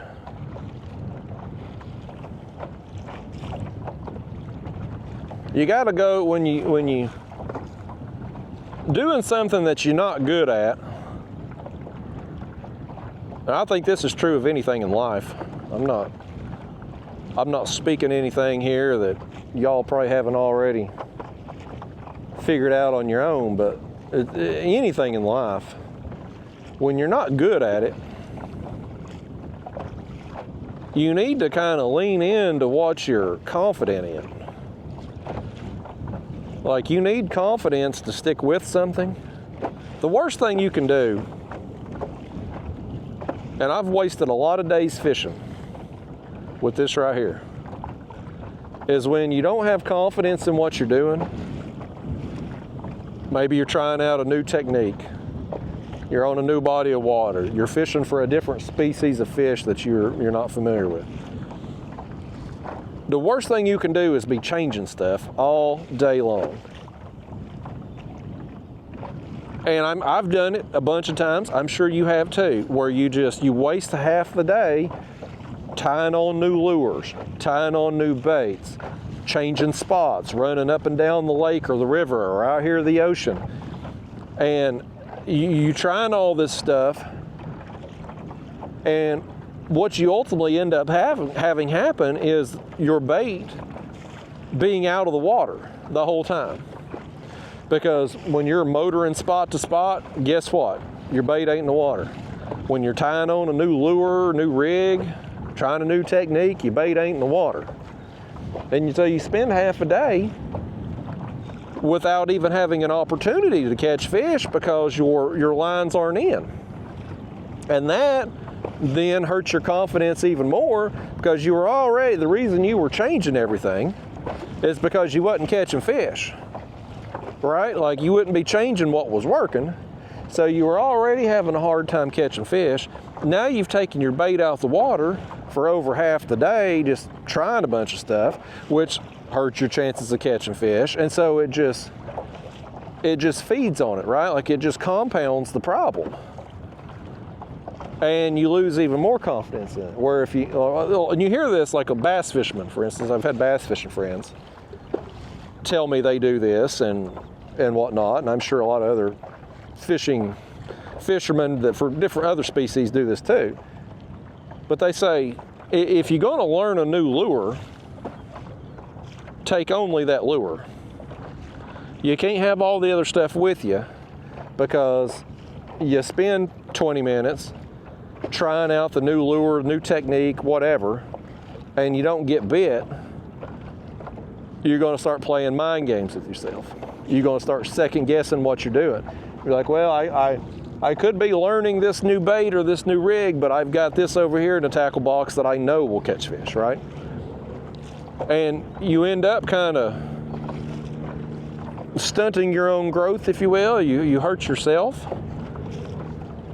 And so what bass fishermen I know say to do is just, if you're going to learn how to fish a particular bait, take only that bait. Just go, because then you don't give yourself, you don't have an out. You don't have another option. You limit your options, and it forces you to just make it work, right? And so that's I think that's important, because if you do something half-ass,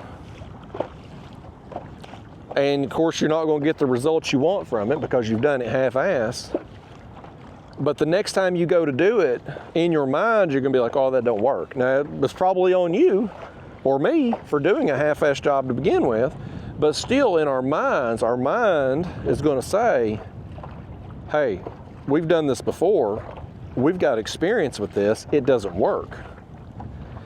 And every time you go out and you half-ass it and you get that negative feedback, it builds that feedback loop. Same thing is true when you go out and you do have success. You build confidence, you build the positive feedback loop. And so I think it's important when you do find, when you're new at something and you're inexperienced at something, like I am with shark fishing here, very, very limited experience. I've had some good days, I've had some bad days. We've hooked some fish, we've lost some fish. We've run the full gamut. For those of you that have come along with me on this journey as I've tried to get better at this. But we have had some success. And I think it's important to try to build upon that success. To try to reinforce that confidence of what works. Because if you find something that works for you, it may not work for everybody. What you're doing may not even be the best thing. But if it's working for you and you start to build that confidence in it, then you do it more and you have more success. It will then allow you the confidence to maybe try some other things, like for instance, like if I knew for sure,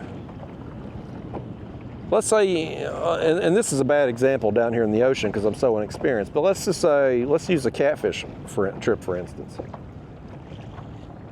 Well, let's say I'm out on a ledge somewhere and I know there's fish there, right? Like it's a section of the river, like I know there's fish there.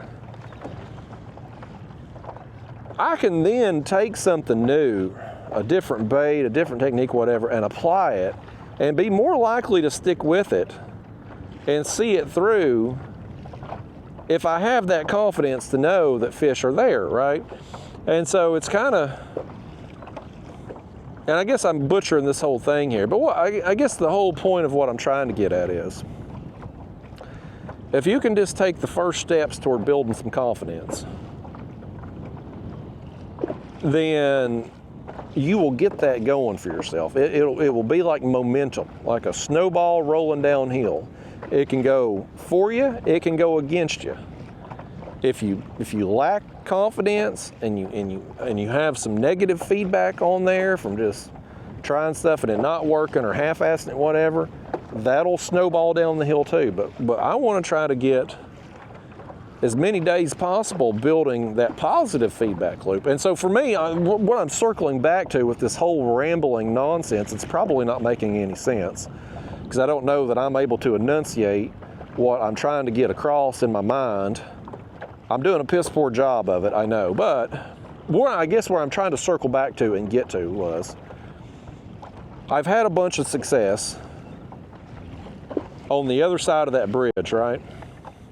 And so, like, I think it's probably best if we spend our time there, just because I'll have the confidence to stick with what we're doing now instead of reeling in this bait. Like, oh, is it still alive? Well, maybe we cut it up, and then maybe I should drop it down deeper. Or, you know, you're going to play this psychological mind game with yourself, all because it's something as silly as us being on this side of the bridge where I've only hooked 2 sharks. And again, like that first day, and I remember this because I had come up over yonder on the other side, because I'd come from that direction, and so I was over there. And we'd caught some bait over there and whatnot, and I saw something splash over on this side, on the other side of the bridge, and so I went over there, and we drifted down a little bit, and boom, there's a shark. And we got back up to the bridge, wasn't catching nothing, drifted back down, boom, there's another shark. And so, even though them sharks are always on the move, I assume, like they're going to be all over, it's still just that positive feedback loop told me I need to go. And that can paralyze you too, folks. You know, you gotta be careful with that. I see that a lot in catfishing. Somebody's grandpappy caught a fish on a spot in 1973, so now every time they go catfishing, they only fish that one spot. You obviously need to branch out a little bit too. But in the beginning, hell, go back and fish that spot 10 times. You know, until you get your process down, get your technique down, and then what you learn what you're doing, you can say, okay, well, grandpappy's spot there in 1973, let's take a look at why he caught that fish there. Let's see if we can replicate that somewhere else. And so for me, with this shark fishing, I'm still at the point of trying to figure out, I'm still trying to find grandpappy's spot from 1973. Like, I'm still at that point. And then, once I figure that out, well, then I can start to say, okay, why did that happen? And then start looking for other places, right? And so I'm still at the very beginning stage of this. I can open up a map, I can get on Google and see that channel that I described to you. I can see a few other bridges down through here with the same similar setup and be like, okay, well, if it's working at one, it's probably going to work at the others. You can make some generalized assumptions with that. But as far as fine-tuning the details, well, I'm a long ways away from being able to do that. I butchered that whole thing, y'all. Like, I had something in my mind that I was trying to get across about kind of small victories adding up, and, you know, try to take as many of them small victories as you can, because it'll build the moment. But I got off in the weeds, and I don't know where the hell I'm going with it now. And so I hope to God y'all fast forwarded through that whole segment. If you didn't, Lord help you, you're probably confused as all get out right now. Sometimes my brain takes me places that I find a hard time getting myself out of. You ever have that problem, like you get off in the weeds and you can't get back on the path? It happens in real life too, man. You see every year some hiker goes off the trail and ends up either dying or having to get airlifted out because they lost their way. Same scenario, except it happens in my mind sometimes. But it's the exact same thing. But we're going to troll. We're pulling this balloon and that bait along behind us. We're going to troll up through here, go under the bridge. We're going to work our way down the channel here. Eventually, again, the current will probably either subside or shift, and you know, we'll see what the wind's doing then, and maybe I really want to watch that damn balloon go down. Like, that's how I planned it out in my mind. I can't pedal us backwards because we're going to end up getting pushed that way. I'm going to have to be pedaling forwards right now. This boat's coming forward. Where the hell is he going? That's not one of them there sightseeing boats, I reckon. The boat on the side, it says Blue. Like, you my boy, Blue. Old school. It'd be a good day for them to go out on them sightseeing boats because of the wind being so light today. Later on in the week when it gets nasty, you're going to be getting people puking their guts out there probably. I bet you, and this will be, I guess, just part of the job for them deckhands or first mates or whatever you call them. But you get them big party boats like that, where they take out large groups of people. I bet you every single day they've got people just puking their guts out from seasickness. Especially on days where it's real choppy, like a lot of waves. Because once you're out there, you know, if they got 100 people on a boat, I don't know how many people get on them things, but it's a lot. I mean, they're shoulder to shoulder on them things oftentimes. But once you leave the marina and you're going out, like they're taking out a tour for a certain number of hours. If you get out there and you start puking your guts out, you're just out of luck. Like, you're just going to have to suck it up and, well, puke it out, I guess, because they're not coming back for you. They're not going to ruin 100 people's trip because one person's puking. So I guess somebody's just going to be puking over the side or puking on the deck. But I guarantee you, them deckhands or first mates or whatever it is their title, I'd be willing to bet you that they clean up puke every day. Every day. It's part of the job. Especially, too, I bet you get probably get a lot of drunk people on them things. Because, I mean, let's face it, down here in the Keys, I mean, if you ain't fishing, there ain't much else for people to do. I'm not a drinker. I ain't never been into it, but you see a lot of it going on down here. I mean, there's all these restaurants have bars and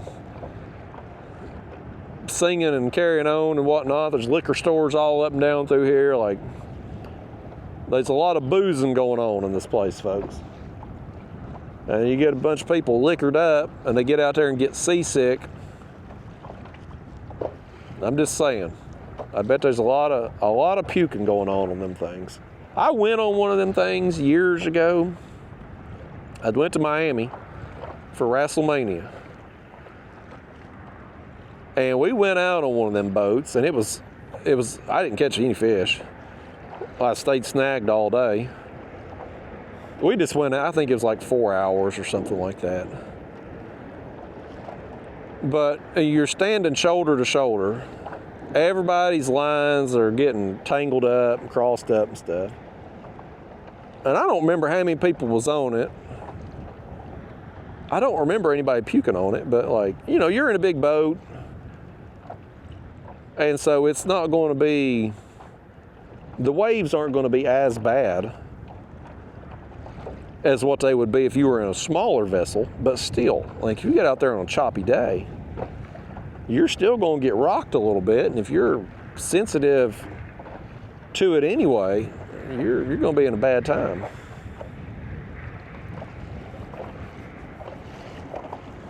I can't remember how much it cost either. Of course, this would have been whenever WrestleMania was in Miami, 2012, 13, 14, I don't remember. A long time ago. So I'm sure prices have changed a lot since then, but I don't remember it being very, very much. I think that's their selling point to get, you know, they make it a cheap price per person, but then they'll put 100 people on the boat.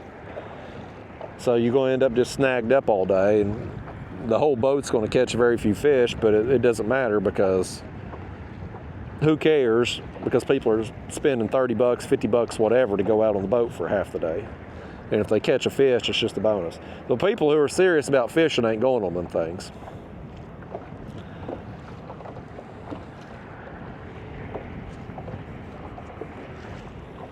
We get up here by this bridge.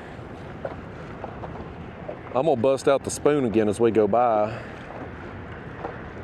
and see if we can't get another. We'll put another one on that's a little fresher and a little livelier if I hook another one as we go by, but we're not going to spend much time with it. We're going to keep going because I really, at this point, we got plenty of bait in the cooler.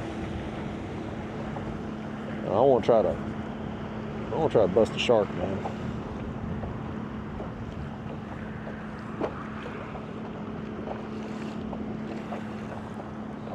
I need to spend some more time working these telephone poles too, or electric poles out here. They go all up and down the water. They're off the bridges, but they got their own concrete structure there too.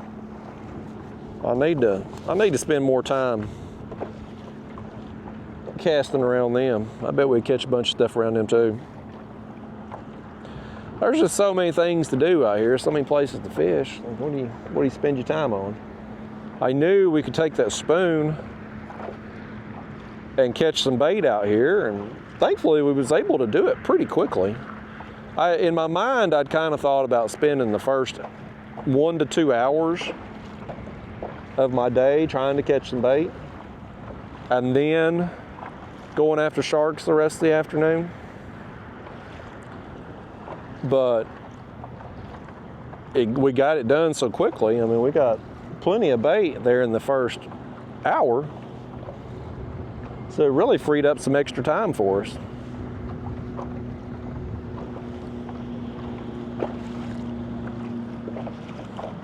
Yeah, we're just we'll work our way up through here. I'm gonna feel better getting on the other side of the bridge, folks. We wasted a lot of time over here, I guess. It wouldn't have been a waste if we had caught something, but we did waste a bunch of time trying to figure out how to position myself and getting snagged up in my rudder and getting snagged up in that crab pot and whatnot. Like, it takes a little time to kind of sort that stuff out. Maybe it won't maybe in the future, as I get exposed to more and more of these situations, I'll know what I can and can't do. And part of it too is just still getting fully adapted to this kayak. I had brought it with me, of course, when I come down here in November, and I fished in it a lot here, and I'm comfortable in it as far as like hooking fish, landing fish, and stuff like that, and like I feel good about it. But figuring out how I need to position myself when the current's doing one thing and the wind's doing another, like that's still a work in progress. And we'll get there. We'll get it figured out over time. It just takes time. I bought this kayak in, I believe it was October. I bought it used. Drove down to Georgia to get it because I got a really good deal on it. And since then, it has become my favorite kayak. I love this thing. I've got a new rod holder set up that I had hoped to try out. It's not this. I don't know what I got on here. This will work fine for what we're doing today, but this is not what I'll be using for catfish. But my goal in this thing, this coming spring here, if you will, I mean, I'm going to fish it some in the winter too, but more likely spring when it will happen. But I want to get this thing out and hook a big catfish in it. And I've got a new system I'm going to use for mounting rod holders on this kayak. I'm semi-optimistic it's going to work out well. Yeah, I didn't bring it with me for this trip because I'm not going to need it down here. What I've got set up here is fine for what we're doing. But I can't wait to hook a big catfish in this thing. I think it's going to be a blast. It's going to be a lot of, not as much fun as hooking a shark, but it's going to be fun. And I really took a liking to this thing. I love my Old Town kayak, the pedal kayak, Old Town Big Water, but this kayak has been so much more fun. It's lighter weight, it's more maneuverable. I think I'm probably going to end up selling my Old Town in the spring, because this kayak's kind of replaced what I had that one for, and I like this one better, so I really don't need the Old Town at this point. I like the Old Town pedal drive better. Like that bicycle style motion, it feels better to me. It's more comfortable to me, especially for making long runs, or hell, situations like out here today where I'm not covering a lot of distance yet, but like I've pedaled nonstop pretty much since we've been out. Oh, I had one hit me right then. We're just going to catch one or two here. One, really, that's all I need. And just to switch out that one that's on the hook now, if we can do it quickly. But that Old Town pedal drive, it's just more comfortable to me. But everything else, I like this kayak better. The Old Town, the pedal drive, and the fact that you can easily mount rod holders on it. The plastic's certainly more durable than what's on this, but everything else, I like this one better. I especially love down here. This is very important down here. The fact that I don't have to have a trailer to haul this thing. I can throw this right in the back of my truck. I don't need a bed extender because it's so lightweight, and I can fit. My truck bed, I think, is 5.5 feet. This kayak's 11 feet, so I got 5.5 foot. Well, I really don't, because my bed's 5.5 foot, and then whatever the tailgate is when it lays down. But bottom line is, I don't need a bed extender. And that's helpful as far as parking goes down here. The fact I don't need a trailer is amazing, because like today, where I launched at up here today, couldn't have done it. Couldn't have even parked there if I had a trailer. I was able to launch here because of this setup. So that's huge for me, man. That opens up so many more possibilities of places I can fish.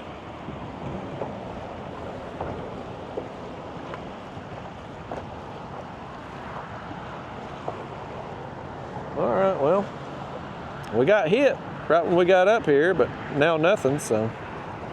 Again, I don't want to waste a ton of time with this, because we've got plenty of bait. Hell, we got one on back there. But I thought if we could get another one here that's a little bit more lively as we pass through this bridge, hell, it'd be worth it.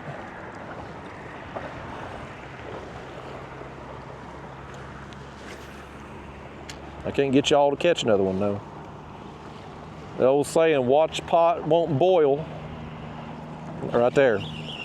See, I let y'all make a few casts, and you couldn't catch nothing. I took over again. And look what happens. We get bit, folks.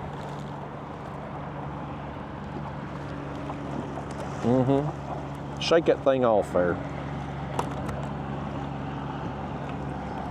Well, come off there, you old fish. I'm gonna have to.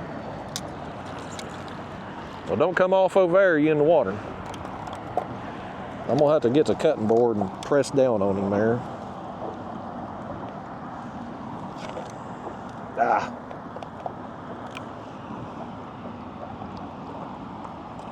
That's the way to do it, buddy. Pinch him down with something that he can't pin you. We got him up in the gills too there, folks. He's gonna be bleeding no problem. Let's put this up now. Let's me and you get back on the move.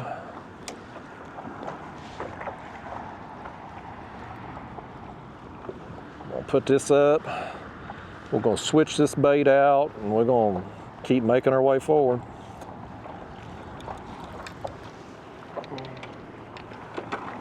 Making our way in the world today. It takes everything we got.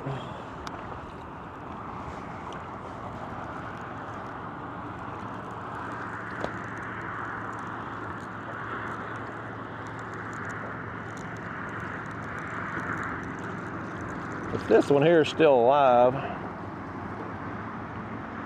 yeah, he is still alive. We're just gonna, I mean, he's still lively, folks. Look at that, he's more lively than I thought he was gonna be. Here's what I wanna do. We'll throw that other one in the cooler, I guess. I wanna get a bigger slice out of him there, really. I wanna get him bleeding more. That's my old knife. Let me get my new knife that can actually cut something. Here, y'all look away a minute too. Some people are offended by this. Let me just try to, I want to get a little more blood out of this thing. You know what I mean? Just get him.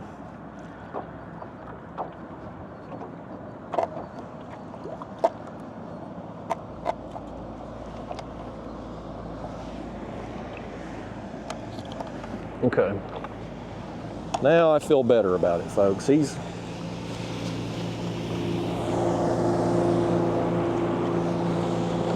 Well, he's got it all over us too. Them jerks right there, really? They could have totally went around. They could have went on the other side over there. All right.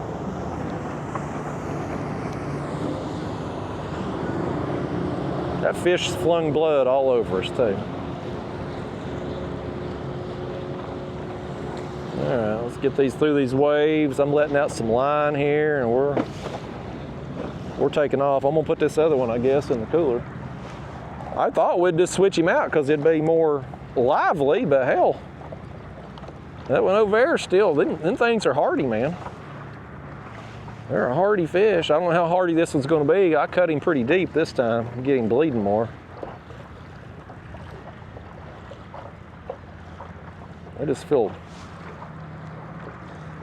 I feel a little better about it having more blood coming out of him just for scent purposes. In addition to the fact that we've got a struggling fish, of course. All right, well, be careful with this one now. Don't let him poke you in the foot.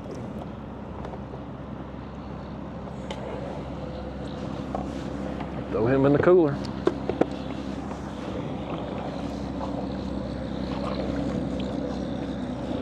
Wash all that blood off of me.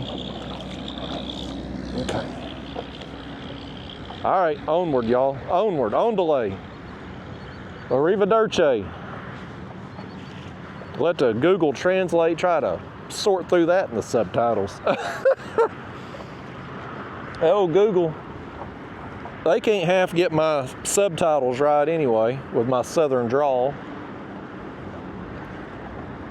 And I start talking arrivederci and on delay and stuff, they ain't got a chance in hell of getting it right. And then they got to try to, it's a new thing Google's doing now, y'all. I don't know if y'all have seen this or not.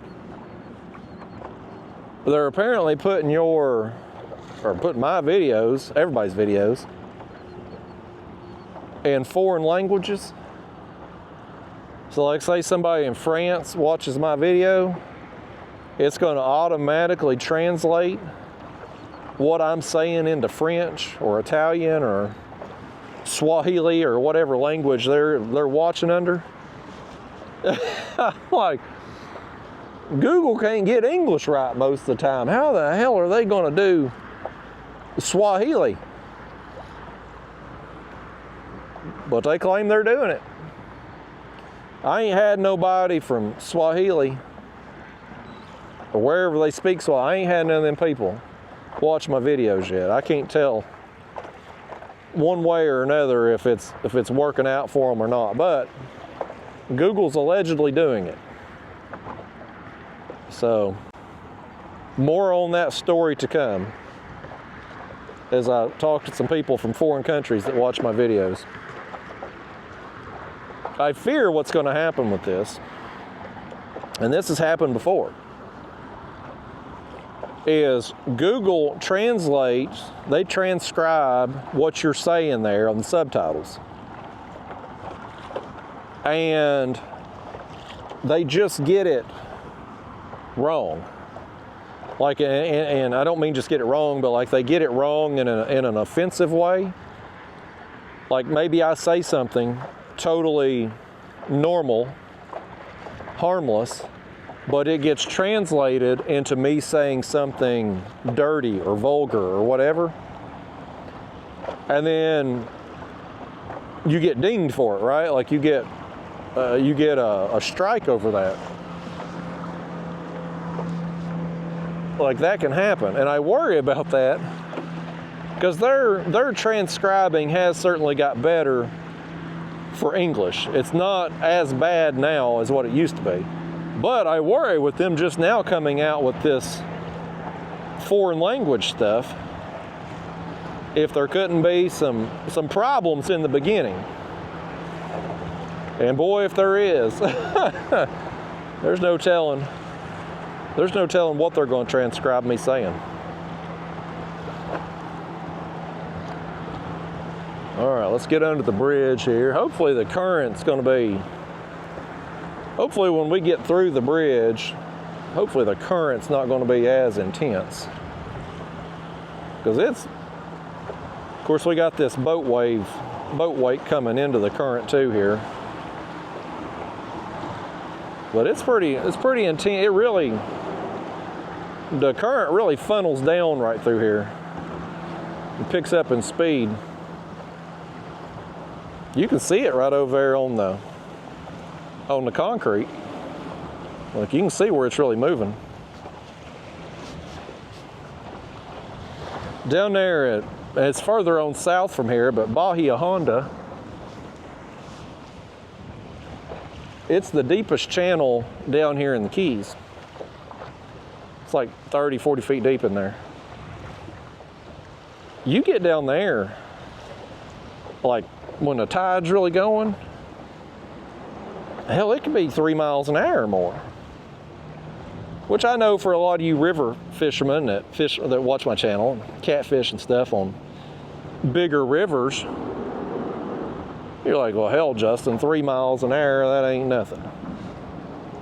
And, you know, it's not for certain rivers, but when you in a non-motorized kayak, I mean, I'm just out here in pedals, 3 miles an hour gets pretty intense. 3 miles an hour's about my pedaling speed.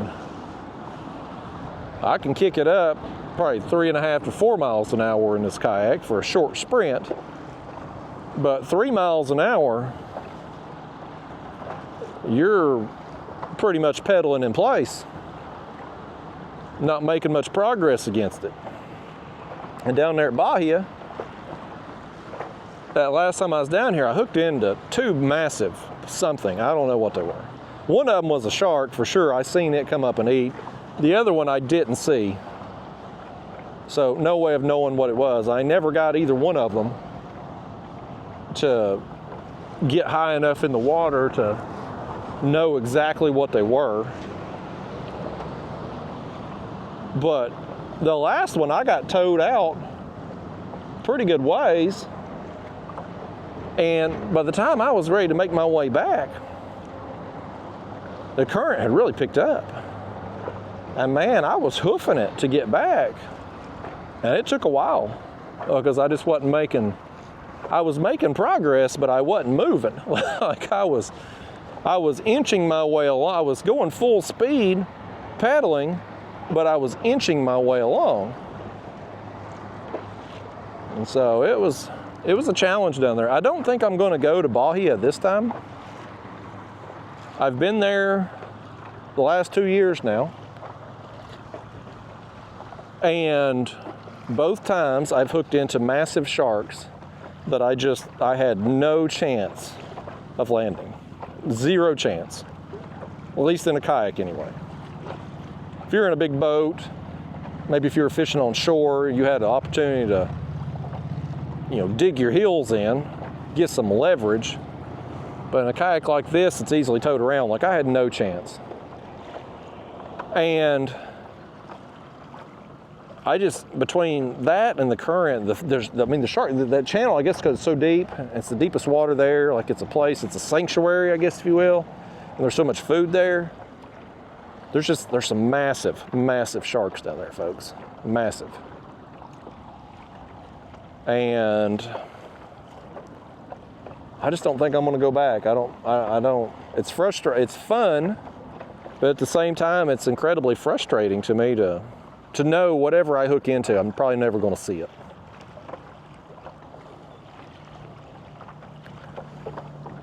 So I'm gonna try to, you know, obviously today we're fishing this spot that we've got some experience with, we have some positive feedback with, but I'm gonna hit some new places down here and explore a little bit too. I definitely want to take this opportunity to hit some new spots. But no matter what, we're gonna have some fun in these next 2 weeks. I want to catch some fish, I want to catch some sharks, but if all I end up catching is a tan, well, that ain't gonna be good for business as far as YouTube goes, because I'm certainly not gonna post skunk videos. But catching a tan down here where it's beautiful and 70 degrees is better than being stuck at home on the couch when it's 30 degrees at home. So yeah, we're just gonna, I'm through the bridge now. The current here is, I mean, it's still moving, but it's slacked a lot once we got away from the concrete where it bogs down. So, you know, our balloon's back over there behind us. We're just gonna slow troll. I'm gonna try to work us over here closer to the edge. We do have a few of these crab pots, the buoys over here. We'll try to stay to the outside of those. You can kind of see I hope you can see anyway, the darker color here. You can see the channel. The lighter water out here is the deeper water. The darker water up there, you're seeing that because it's real shallow. Assuming you can see it, I hope you can. But I want to just stay off the edge of that, just slowly working down through here, have that bait bleeding and kicking behind us. Can y'all, hold on, folks, let me fix this here. You gotta holler at me when you got salt spray all over the lens. If you can't clean your own face, you gotta holler at me when it needs cleaned.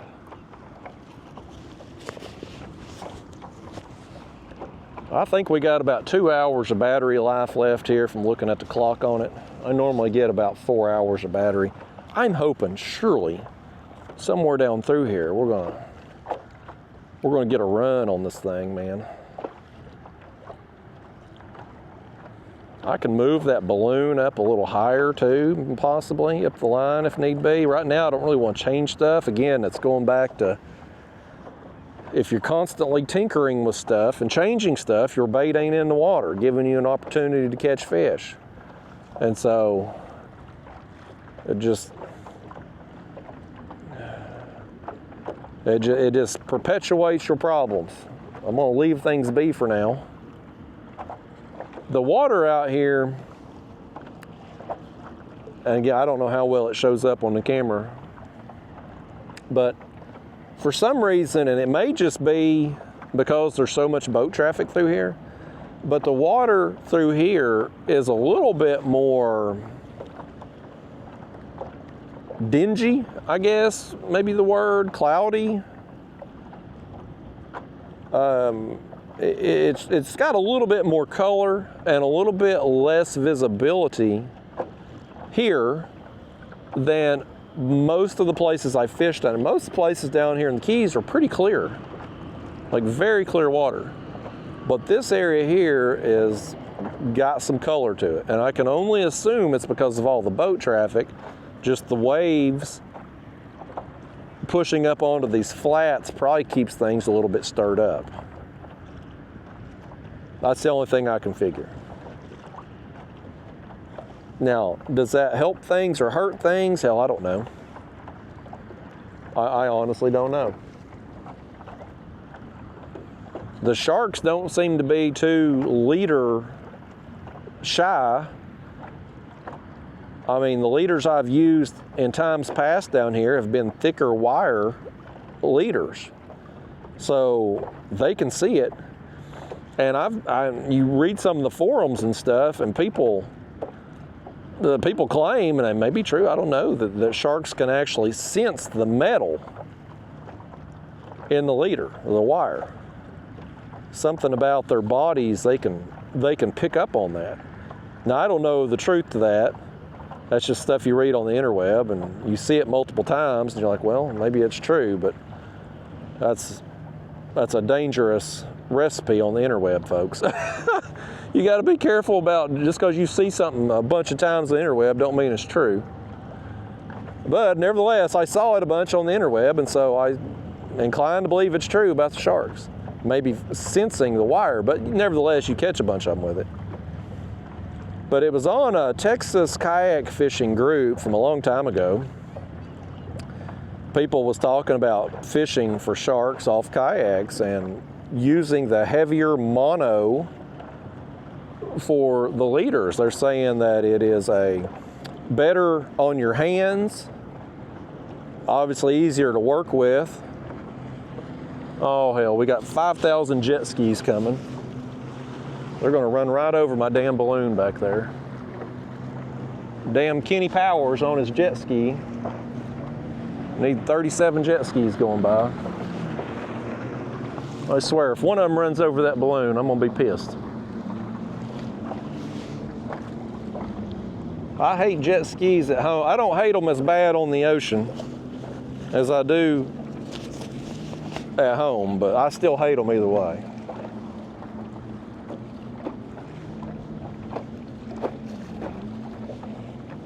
I did seriously consider at one point in time maybe looking into getting a jet ski, one of them fishing jet skis.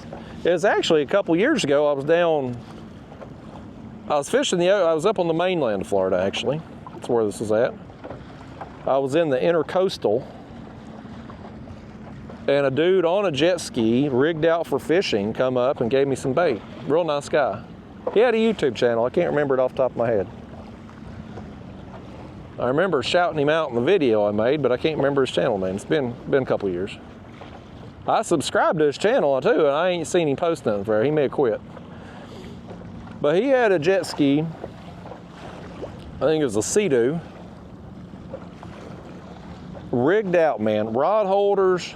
He had a live bait tank. The whole 9 yards. I mean, awesome setup. And I got to thinking about that, and I was like, I bet that would be really fun to not only hook some fish out here in the ocean on a jet ski, but hell, you could rig that up for catfishing as well. Like, you could totally take that. I mean, here's what I could see happening with them jet skis. You run them jet skis, you get below a dam where the current's real strong, you run that jet ski up there, drop your bait down, drift back, could probably keep the motor engaged in like an idle. And them fishing jet skis, they've got like a pedestal seat. You can spin around, fish off the back of that thing. You could probably bump your way downriver catfishing.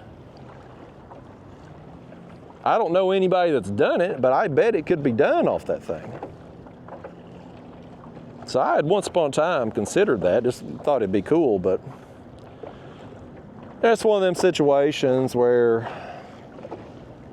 the fantasy is probably better than the reality. It's kind of like dating a porn star. Sure, we can all fantasize about it, but when you get right down to it and you really think about it, would you really want to date a porn star? Like, she's probably going to be high maintenance.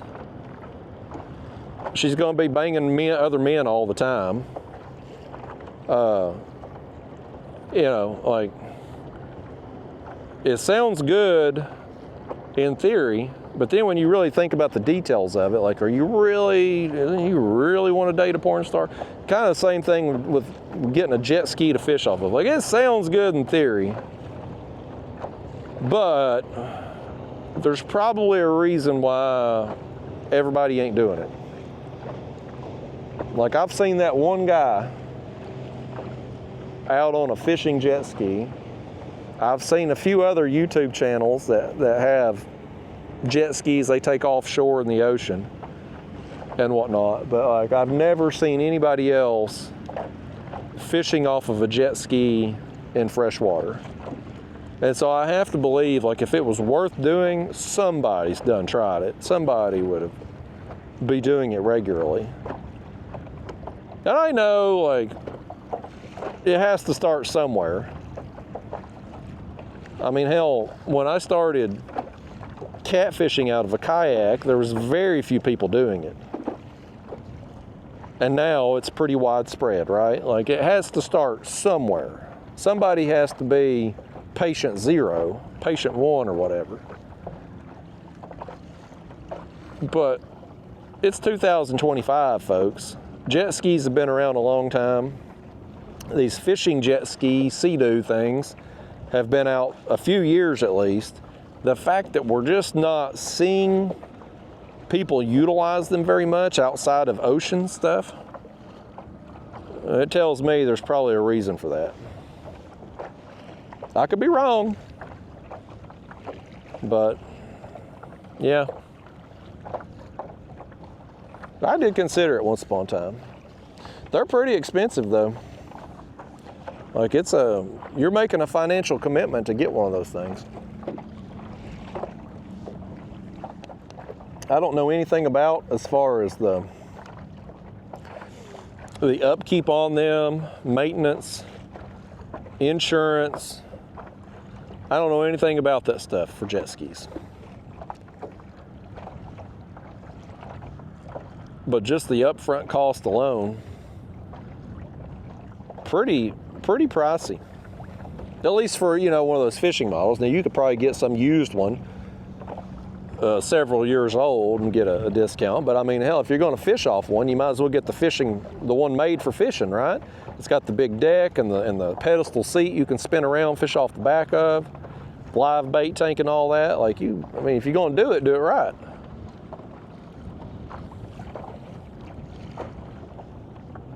And I wonder too, like, those jet motors, like, would you have problems if you were in a weedy, like out here, for instance, you got occasional seaweed floating by. It's not as bad here as it is some other places, but you get all this seaweed. Like, what happens when you get that sucked up in there? Is there a way to clean that out while you're on the water? Will it bog down the motor? Like, that may be a stupid question. I don't know. I don't know the answer to it. But that's one of those things, like, I would definitely be thinking about, because you're going to come across that, whether you're out here in the ocean and you're dealing with seaweed, or you're out on a freshwater, or maybe I'm back home, for instance, and maybe I'm down on Chickamauga. There's a ton of weeds down there, right? Or hell, maybe you're using it in the fall and there's leaves everywhere. I had originally bought a motor for this kayak, the Texas Power Paddle motor. I actually just recently sold that thing. But I bought it for this kayak, and it fits in the transducer slot, pops out when you turn it on, propels you. You turn it off, it flips back up in the transducer slot of this kayak, right? So everything's flush when you're going up on shore. Great concept in theory. But I bought that thing right after I got this kayak in October. Leaves everywhere all over the water. That thing wouldn't hardly run 20 feet without sucking leaves up into it and bogging down the motor. You couldn't make any progress. You had to constantly turn it off, clean it out there, and it was more hassle than it was worth. So I turned around, I used that thing twice, turned around, took it off the kayak, and I just recently sold it right before I come down here. Hell, I should have just delivered it down here. Somebody down here in Florida bought it. I hope they like it. Took a hit on it too, because I bought it new. As soon as you buy something new, buddy, it drops in value. I pretty much sold everything I just bought, y'all. I had bought the motor for this, which just said I sold it. My Bonafide kayak and power pole motor system set up that I was all excited about for months. Took it out on the water, hated it.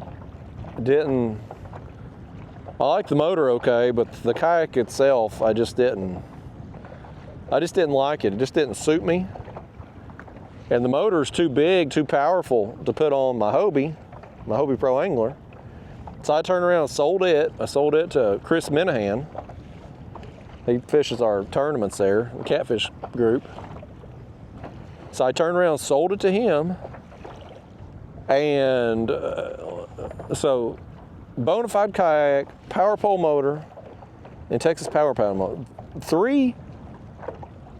Three of my 4 big kayak fishing purchases of 2024, I have already sold, and we're still in January of 2025. I mean, just the one big purchase I made that I think is going to work out is my new trailer.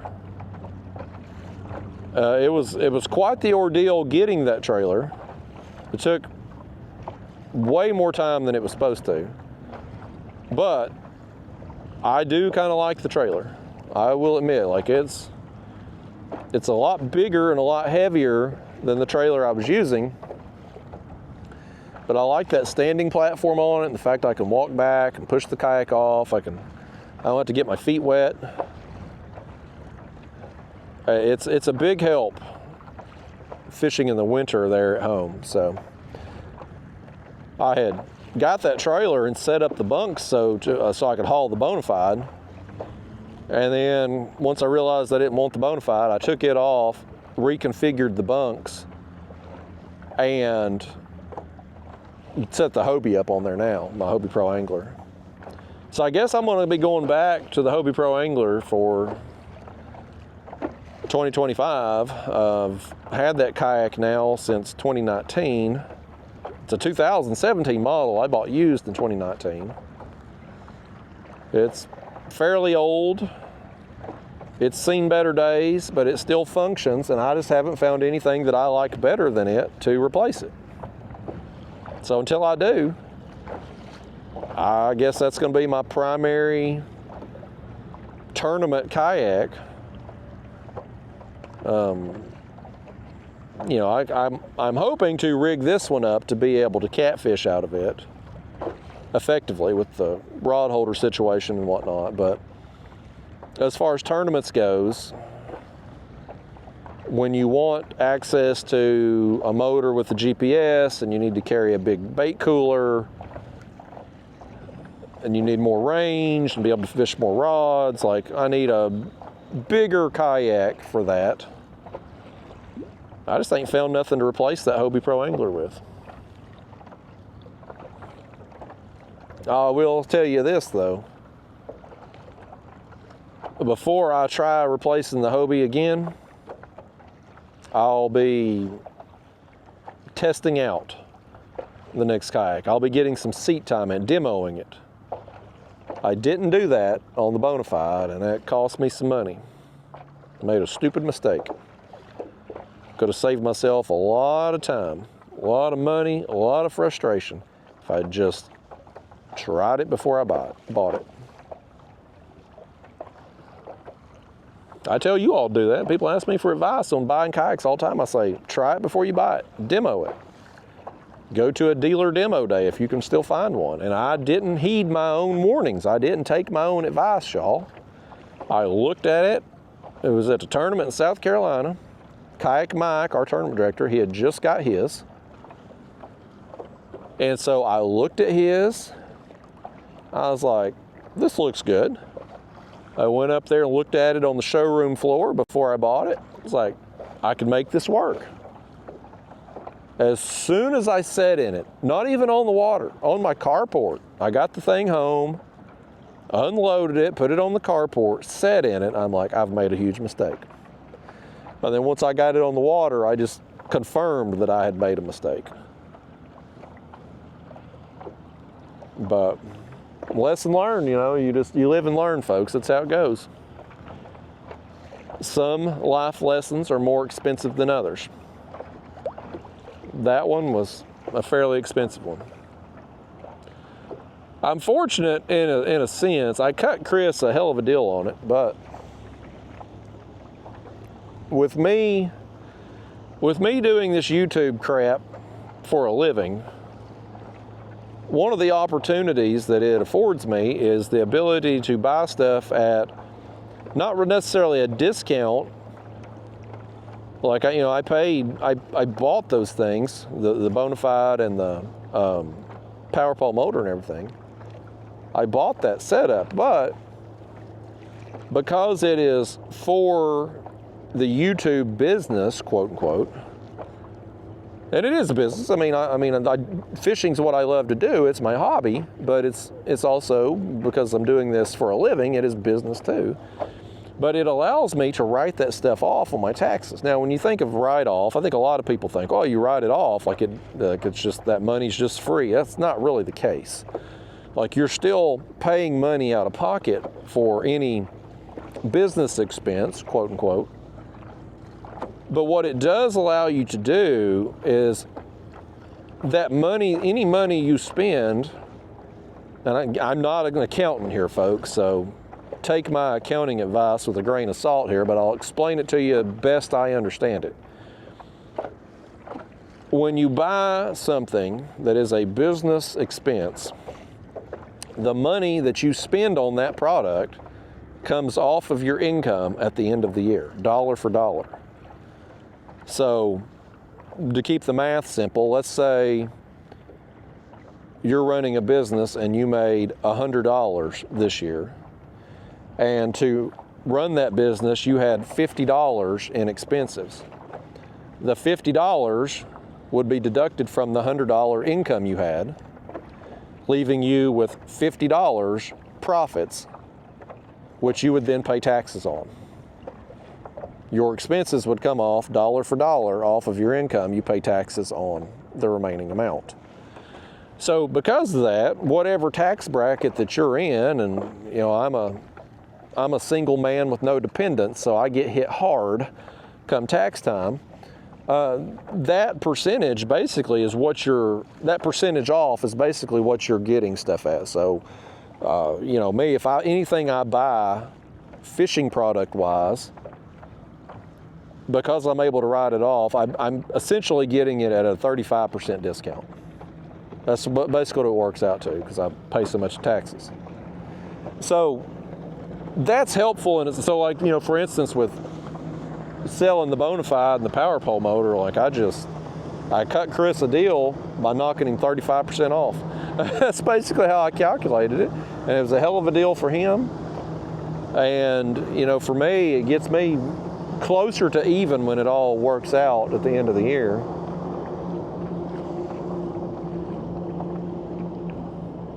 That's been probably, and of course y'all don't care about this crap, but I mean, we're just out here shooting bull. We're just talking, me and you, out here while we wait on a fish to bite. But for me, man, like, the fishing part of YouTube, that's the easy part for me. Not today, obviously, with catching a shark. We're really struggling on that at the moment. But like, just going out and going fishing, filming a video, talking to y'all on camera, like that's the easy part. What I've really had a hard time with through the years doing this YouTube stuff is all of the business side of things. Because I mean, prior to YouTube becoming a business for me, like I was a W-2 employee.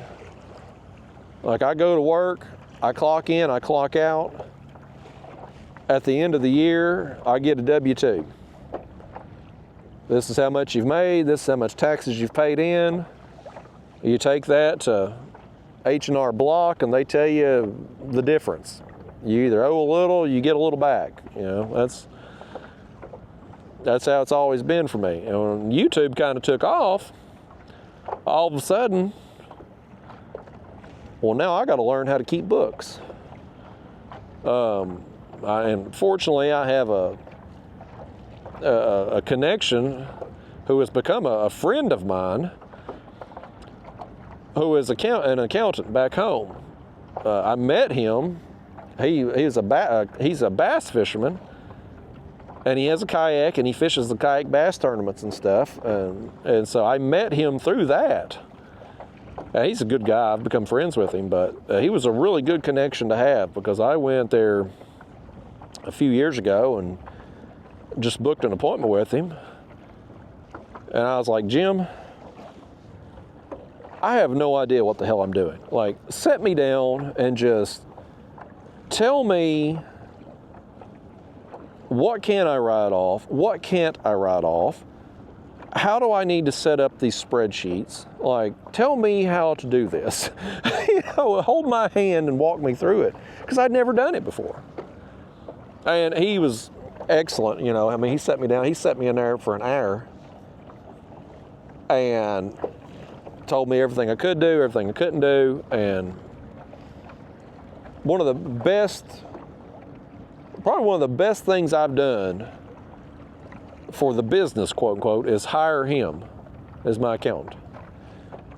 He's saved me more money than what I could ever pay him. And he don't charge much anyway. He's very cheap.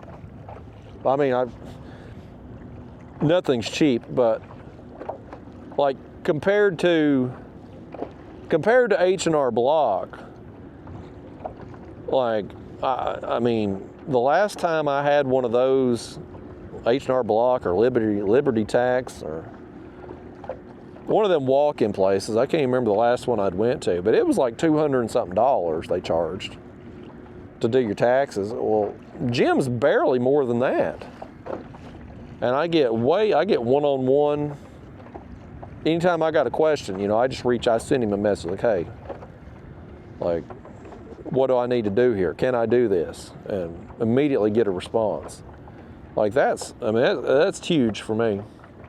But y'all don't give a damn about that. I don't even know how we got on this, but nevertheless, there's you some tax advice from a non-tax person. My best advice, if you got tax questions, my best tax advice is to talk to somebody that knows what the hell they're doing in taxes. Don't take tax advice from me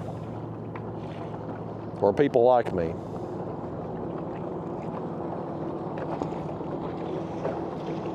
I wish them jet skis would go somewhere.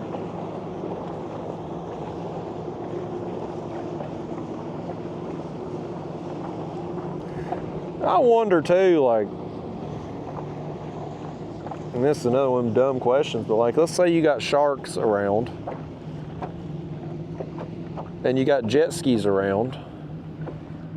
Would it spook a shark? Because these sharks, I mean, they don't really have predators other than maybe bigger sharks. Are they going to be fearful of boats or jet skis or anything like that? Like, I don't know if they would.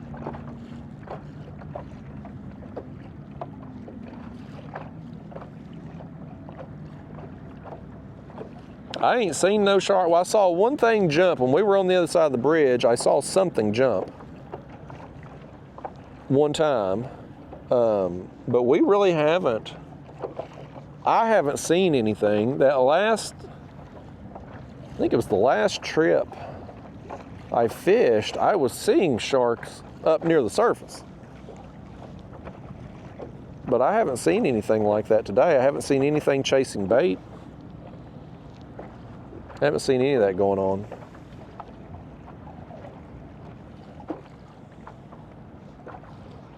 We're just going to keep slowly making our way down through here. I mean, we've not made, you can see where the bridge is there at behind me. Like, I'm going real slow.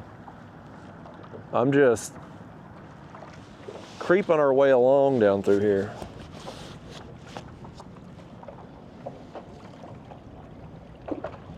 We'll just keep making our way down. If the wind changes direction or dies down, or when the current changes, maybe we can mix things up a little bit. But right now, we're just gonna have to pull it behind us for the time being. I wish you had packed a snack to bring with us today. I'm a little bit hungry. I've eaten like crap now the last 2 days. Driving down yesterday, I'll give myself an excuse because I was driving down. You gotta eat fast food when you're on the road. This morning I got out and I went to a bait shop to get our frozen shrimp, which we never did throw over there. And then I had to go get ice because the bait shop was out of ice. And so I pulled in a gas station and they had some of them pizza slices in a little cardboard box, you know, single slice. They'd probably been there for God knows how long. And I'm like, you know what? It's quick, it's convenient. Let me get that. So I grabbed a couple of those and I went up the cash register and I said, I need a bag of ice too, please. She rang me up. I go out the door around the side of the building to the ice machine, the cooler there. I open it up, I'll be damned if they ain't out of ice too. I'm like, there ain't one ice cube in all of the Florida Keys right now. What's going on? And I didn't even bother going in and trying to get a refund on the $3 bag of ice because I knew that girl at the register probably wouldn't know how to do it anyway. But I'm like, how the hell does nobody have any ice? So then I went on down to the grocery store, the Trading Post grocery store. And this time I checked the cooler before I went in to pay for the ice, and they actually had some. But anyway, I had that pizza that's probably been sitting out there for 2 days at the gas station. And I choked it down, and it was awful. It was everything you thought a gas station pizza would be. But I think my body's like craving real food. So when I get out of here today, I gotta go back to the grocery store and get some stuff. This little dumpster of a hotel I'm staying in does have a kitchen area. It looks like a kitchen from the 1970s, but it'll function for me for a few days. But I'm gonna have to go to the store and get some actual food. I don't mind eating unhealthy stuff once in a while, but all this fast food, I've kind of gotten away from eating fast food at home. I mean, occasionally, sure, but I just don't eat it much anymore. And now, I guess because I don't eat it very often, when I do have it, it tastes awful. I don't know that it ever really tasted good. I mean, fast food really, qualities went way down. Seems like the last few years, but when you haven't had it in a while and then you go and eat it, it's like, here's another example of this. So we had a Texas Roadhouse gift card, and I think I'd actually got this gift card last Christmas, like Christmas a year ago. And we went to use it, and Texas Roadhouse, of course, has them, well, what's it called? It ain't the blue, is it the blooming onion or the cactus blossom? You know what I'm trying to say. It's the fried onion. I don't know, I can't remember which name for it. Texas Roadhouse calls it one thing, Outback calls it another. Either way, we got one. And again, I haven't really been eating fast food, fried food, stuff like that. Like I eat a steak almost every day. When I'm home, I grill a steak. And so I don't eat that fried food. And I used to love them cactus blossoms or whatever they are. I used to love them back when I was eating junk all the time. Like, they're really good. But man, we got that thing, and it's the first one I'd had in forever. I'm like, this is awful. Like, how did I ever eat this? It don't taste good anymore. When you've been off of it for so long, like something changes in your taste buds. Like it don't taste right now. But I'm trying to be healthy best I can. And it ain't a New Year's resolution thing. I don't believe in New Year's resolutions. I think if you want to make a change, you just go ahead and change. I'd been doing this for a while. I've been trying to be healthier. But it's hard when you're traveling, I feel like, because it's so much more. You don't have all of your stuff. Like I don't have my grill down here, obviously, so it's hard to grill a steak every day. And of course, food prices down here, back home, I can go to Aldi and get a steak for $7. And you ain't finding no $7 steak down here. So it's just easier and convenient to eat fast food type stuff. But the fact I'm going to be down here for as long as I am, I need to get it together. Last time I was down here, I had a Coke about every day, or Pepsi. I like Pepsi, but most places down here have Coke. This time I'm not going to have any. I think I'm done with the Cokes and the Pepsis and stuff. I was having one every day, and then I cut back. I was doing real good, and then I'd come down here on vacation, and I had one about every day. And then I went home, and I didn't have one the whole time I was home until me and my girlfriend went and got her toes done. And of course, you go in there, them Asian spas, and while the old ladies are cutting on your toes, filing your toenails down and stuff, massaging your feet, they give you a beverage. And so I had one. And I said, I told my girlfriend, I was like, I think this is going to be the last one I drink. I'm not going to have any more. I think I'm cutting it out completely. It just don't take long, man. You don't notice it really when you're just having a can of Coke, a can of Pepsi, whatever. But when you multiply that out, like when I was drinking, I used to have a can of Pepsi every night for dinner there, with my dinner. I didn't drink a can of Pepsi for dinner, but you know what I mean. I had it with dinner. But you multiply that out, you think, well, one a day don't seem like much, but you take 365 Pepsis, plus some other days where maybe you're going to have two, whatever reason.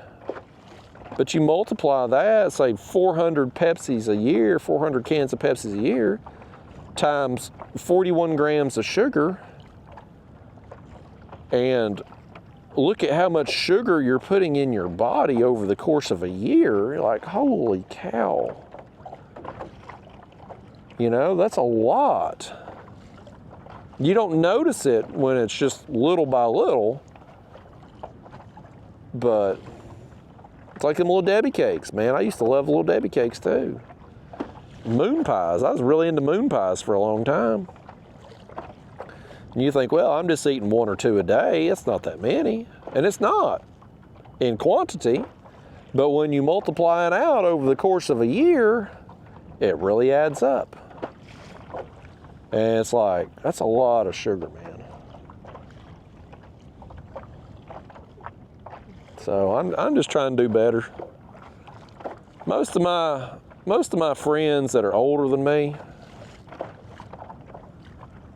aren't in particularly good shape. Like, they're not looking good, they're not feeling good. And I look at them and I'm like, well, I'm living the same lifestyle essentially as them.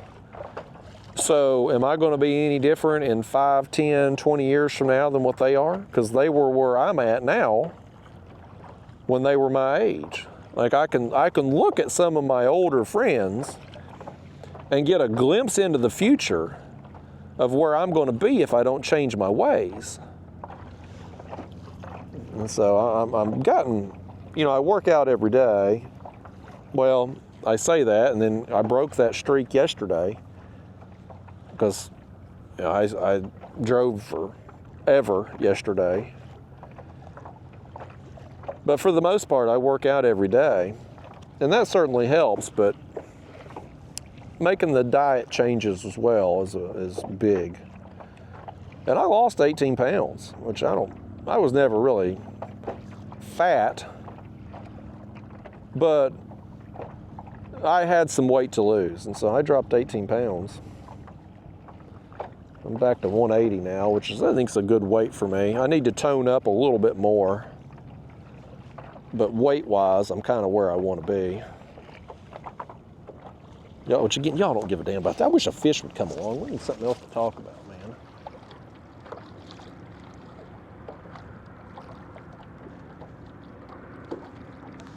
Let me just bear with me a second here, folks. I'm doing what I don't want to do, reeling this thing in, but I want to make sure you don't have weeds all over him, because he does have weeds all over him. Y'all, why didn't you holler at me when we got weeds all over this fish? Look how many weeds is over there.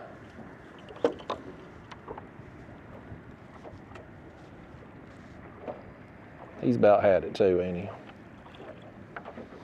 Well, you know what? Now that he's about dead, let's just cut off part of the tail here, since he's done kicked the bucket on us.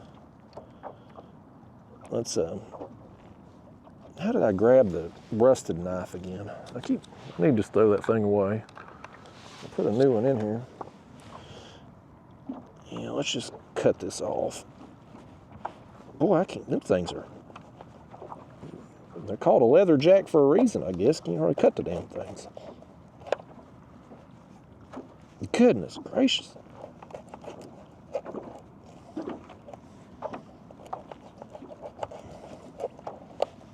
Well, hell, I may just end up leaving it like that. What I'm gonna do, though, for sure, can't hardly cut through the damn thing. Now that he's left this world, he's left us behind here, folks. I'm gonna put a bunch more slits in him and just try to get him bleeding a little more. And some of you might be saying, well, Justin, you catfishing when you home, why don't you throw out more lines like you do then? It would be nice, certainly, to put out more bait and get more scent in the water, and it would definitely be helpful. But when you get a shark on and it takes off running full speed, they can go any which way. I don't want all them lines in the water, because I get these things. Well, I'm fearful let me put him back up here for a minute, folks. I don't want him that close. Right here beside the kayak. I'm gonna run this balloon farther up the line too. This balloon is overhand knotted around my leader. I'm gonna run it up if I can. I think I can get it over that. I don't know if I can get it over that crimp or not without busting it.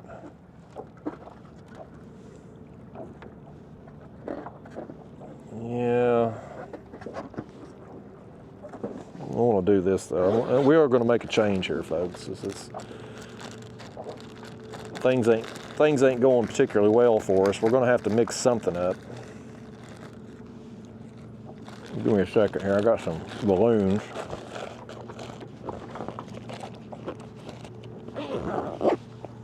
All right, anybody that's falling asleep is about to get woke up.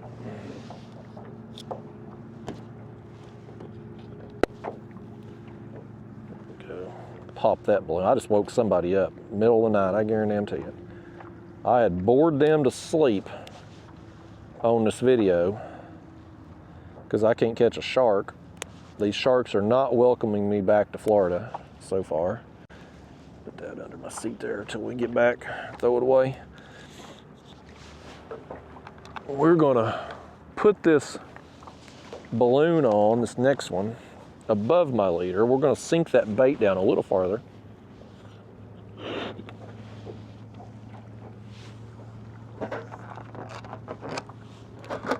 I'm just overhand knotting this balloon on, that way it'll slide.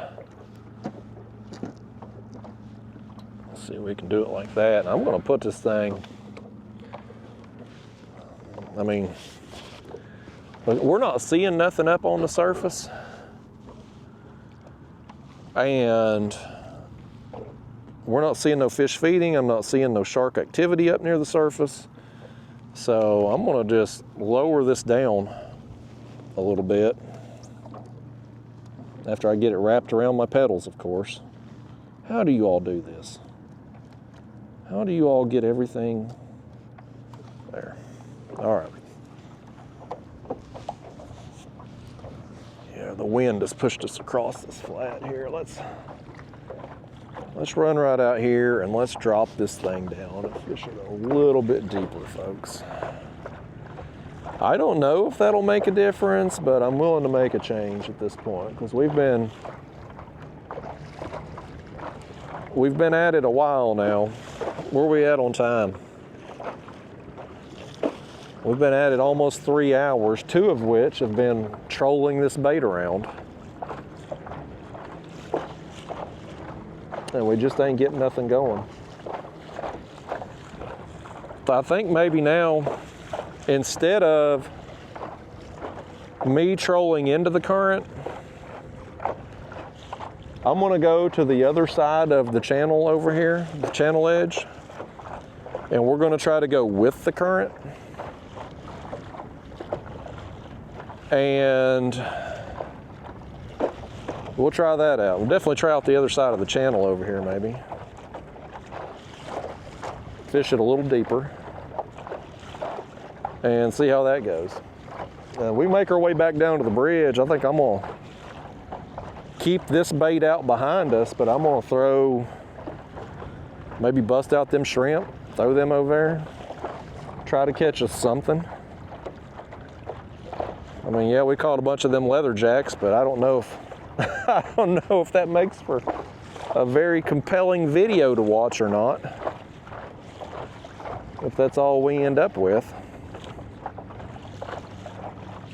Either way, for me, it's good to be back. I don't know for entertainment purposes if it's necessarily good for you. This is real life fishing though, man. Like I've said so many times on these unedited, raw and uncut videos, like what you see is what you get. Like this is real fishing. Some days the bite's on, some days it ain't. Some days you're in the right spot at the right time, some days you're not. And with catfishing, of course, this time of year is really, I struggle a lot in the winter catfishing, but for the most part, I kind of know where I need to be, what I need to be doing. But out here in the ocean, like, there's a big part of me that needs to get lucky to have success. Like, I kind of need to have some things just go right for me, just to, you know, get lucky a little bit. And sometimes it'll work out, sometimes it won't. But it's fun no matter what, man. It's better than, I guarantee you, if I was in Tennessee right now, I'd be cold. So let's throw this back out. Let's get my line undone there. Okay, let's get some distance between us and this thing. And we'll just drift our way back down toward the bridge, and we're gonna catch some fish today, folks. Whether it's throwing a spoon, I'm probably gonna bust out them shrimp when we get down there. We're gonna catch some stuff, man. I just wanna catch some fish. Let me go over them rods right there. Okay. All right.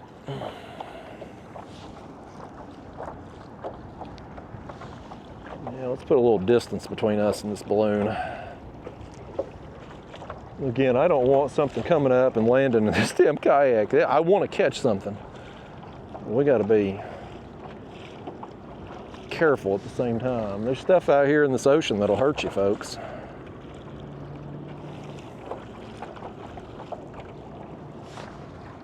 All right. Let out just a little bit more. We'll engage that reel again.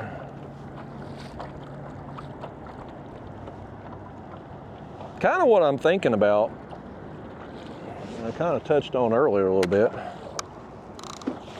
is like you take one of these flats up here, for instance. I mean, you can literally see them birds sitting over there on some something sticking up out of the water over there, right? You'll be inches deep right over there, and then it drops off in this channel pretty quick. Well, kind of what I'm thinking is you set up over there. Like today, the wind's pushing this way, right? The current's going this way, the wind's pushing to the side. If we were anchored down, we'd anchor down up on that side, inches deep, and then we could run this balloon off the edge of the drop. Let the wind and the current take our bait out, and then we'd be sitting there, and we wouldn't have to fight the current and the wind the whole time. We'd just be kind of sitting on treadmill. I mean, not fighting the treadmill, not sitting on treadmill, if you will. So, I don't know if it'll work out trying to anchor this thing, especially in the flow, especially if you do get a big shark on making a run. But there ain't but one way to figure that out, and that's to do it. And so we're going to try it.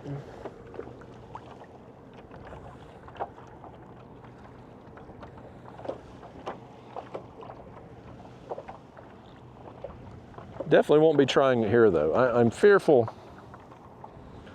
with all the boat traffic.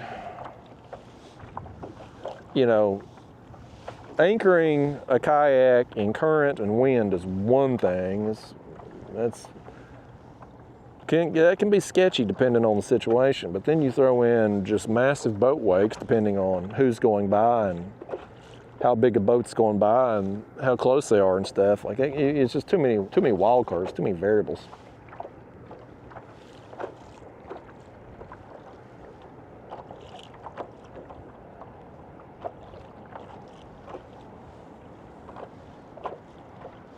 I am gonna work over here though. I want to try to keep us close to this edge here as we drift back toward the bridge.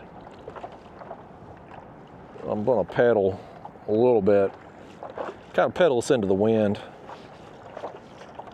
I wish we could face that balloon, but thus far we ain't missed out on nothing, have we? Thus far we ain't missed no big takedown on the balloon.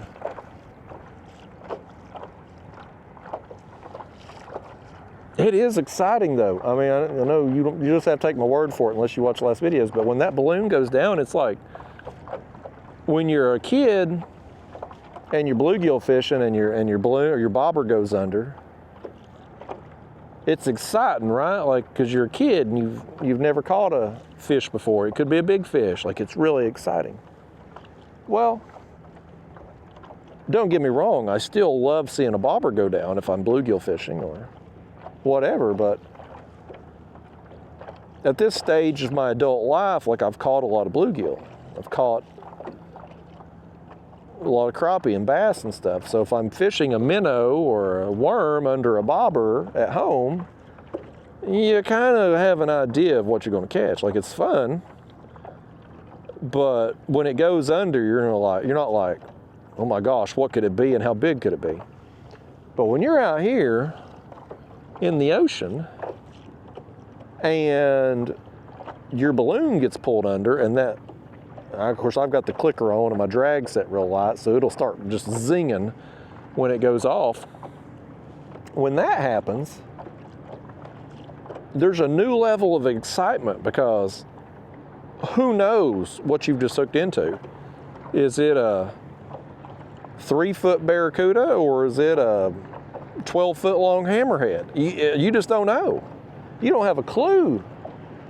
Could be anything. But I really like the black tip sharks. I like hammerheads because they're cool looking. But I really like the black tip sharks. Like they fight really hard, they're acrobatic, yet they're still small enough you can land them in a kayak. Like that's what I really want to kind of get better at targeting. That's what I'm kind of working toward in my mind, is like getting better at that, getting more consistent with that, where to find them at, how to target them. Like I know we can go down there to Bahia and hook into something massive, but we're never going to see it, right? At least the black tips, like we're gonna get them up to the kayak. If we can keep them hooked, like we're gonna get to see them. We're gonna get them up.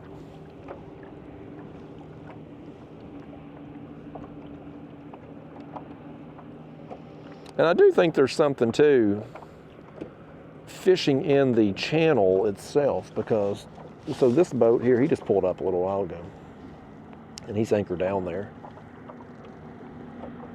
The other boat we saw earlier was anchored down right there in that channel. Like in the channel itself, not over here to the sides, like in that swiftest water right there. Like I think that's maybe where to go. If you see all them boats doing it, it's probably a pretty good sign. Of course, back home that don't necessarily mean nothing. But when you see the guide boats and stuff doing that down here, like that's a pretty good sign that they're doing it for a reason.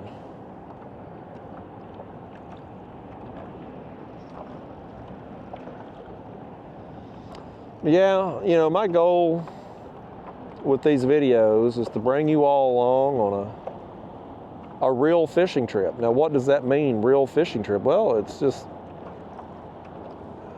it just means it is what it is, to borrow that overused saying, like whatever happens, happens. That's real, man. What I'm dealing with out here today is real. Like this is what I'm doing, for better or worse. And I fully admit I'm not a pro at this, but like this is what if you and I were actually out here either in a boat together or two kayaks side by side, like me and you, like this is what we're going to be doing. And so we'd be going through it, and that's what I want to bring you all along with. I think that guy got one of them leather jacks too. That bird, that pelican was all over it too, buddy. He was trying to get it. So yeah, I don't know with this situation. You take today, for instance. I don't know for regular viewers, like, let's say we don't end up getting a shark today. I mean, I hope we do. But let's say we don't. And I've caught a few fish, but they're undesirable fish. These leather jacks, whatever. They're a trash fish down here. Like, it's a moral quandary in my mind. Like, do I post that? Is that a video worth posting?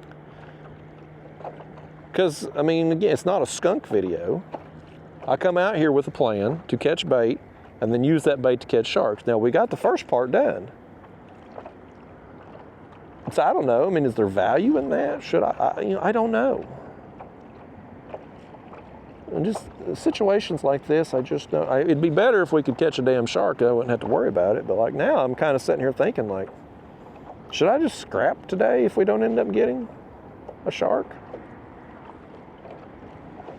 Because usually my battery lasts about 4 hours. So, I mean, we're kind of in the home stretch here as far as battery goes. Now, I'm going to fish a couple more hours today.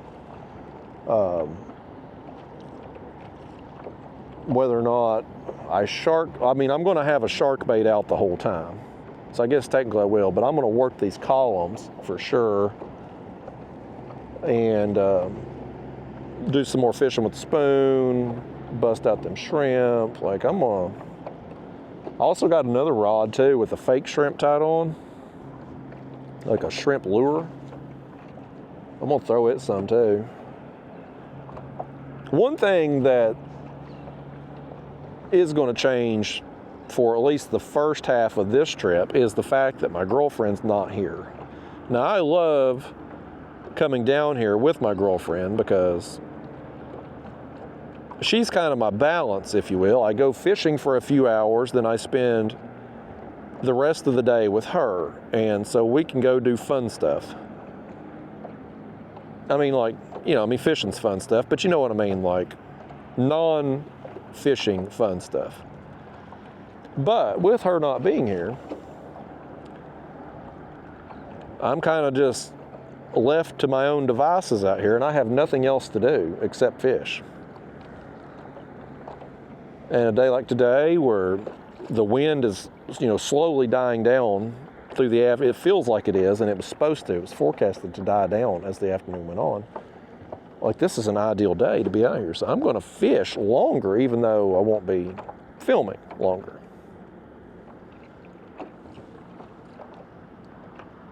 But when that video camera's rolling and you're going unedited, man, you need a fish. I can sit here and talk with you it's all damn day, you know. I couldn't talk to you in person this much, but the fact you're not actually here allows me to talk more comfortably.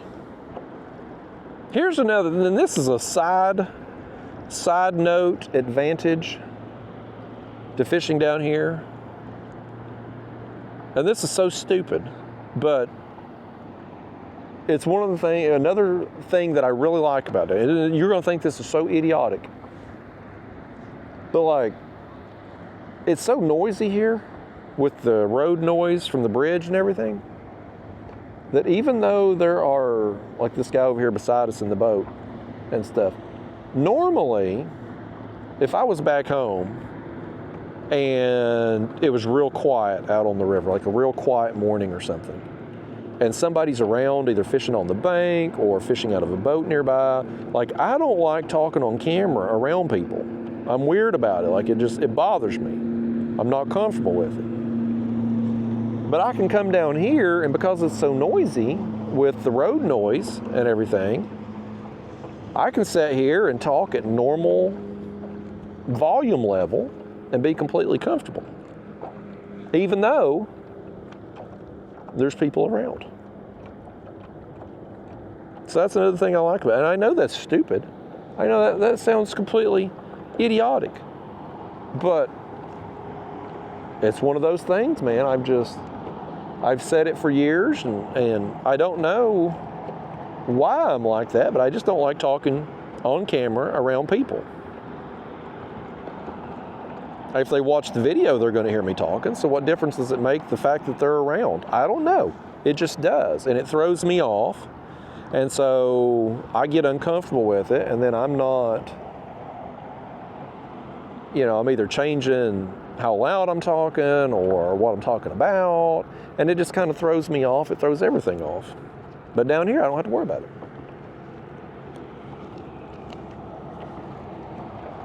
So anyway, just a little side note there, a little side positive.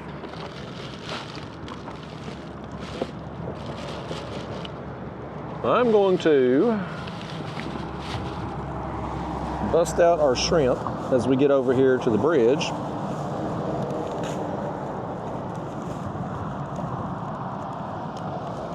Well, apparently I'm going to need a knife to open it, but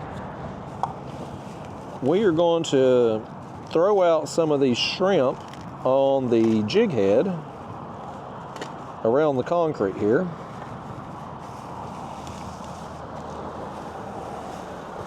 Get rid of this bag and put that back in there.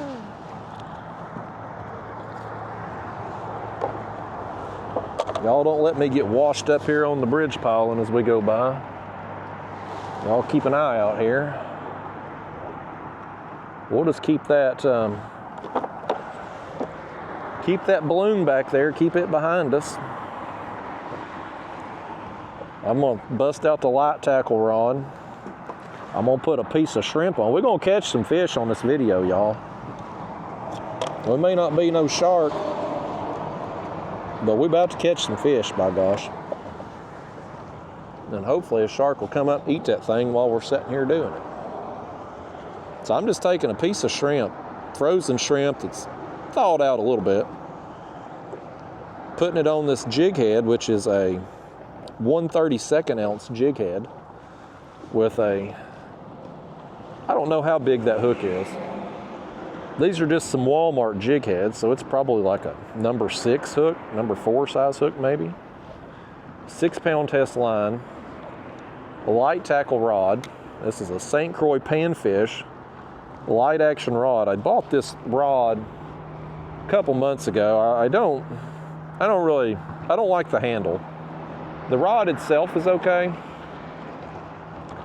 but the handle, I like the old style handle better. I don't know why they got away from it, other than maybe it's just cheaper. But they've raised the price on these rods. I don't know why they couldn't just raise it another $10 and give me the type of handle that I like. Oh hell, our balloon's over here, the balloon's working that way. I guess the current's going that way.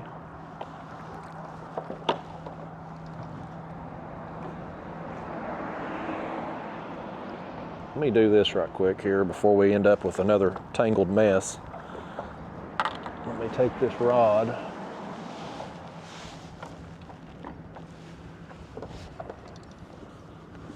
Let me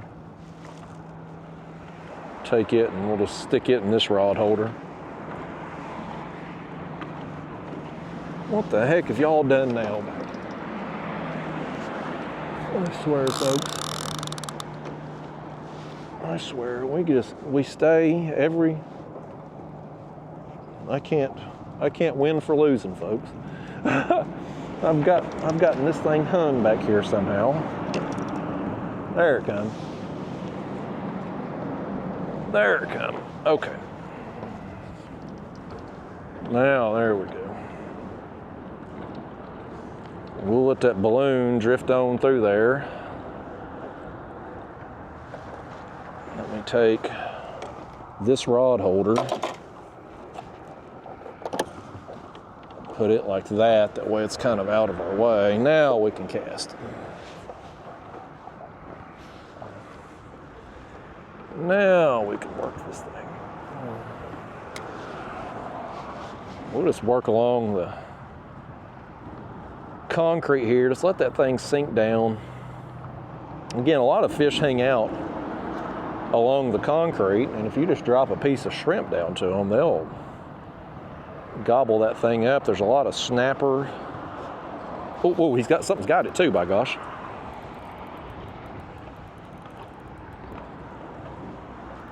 I don't know what it is. Something come flying up out of the water. I didn't get a good look at it. He's jumping again. They all feel big on this light tackle though, man.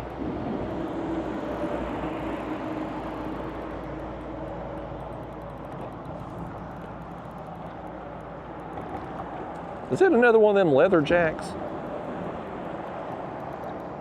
My gosh, it is. These things are all over out here, man.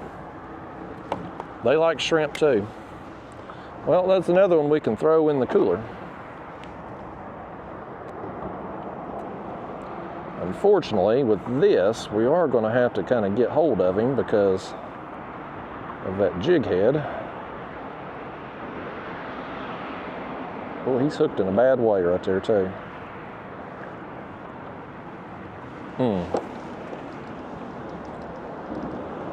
We got our balloon going down that side of the bridge, and we're going down this one. I ain't paying attention. This is a cluster, man. This is a cluster, folks. Pedal us backwards while I get this thing unhooked, without hopefully sticking myself. Boy, he is hooked good, man.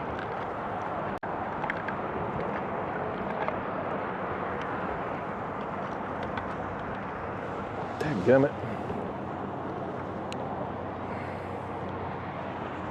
Definitely, I mean, these things fight hard anyway, but definitely more fun for sure on the light tackle. There, we got it, finally. All right. Another one in the cooler.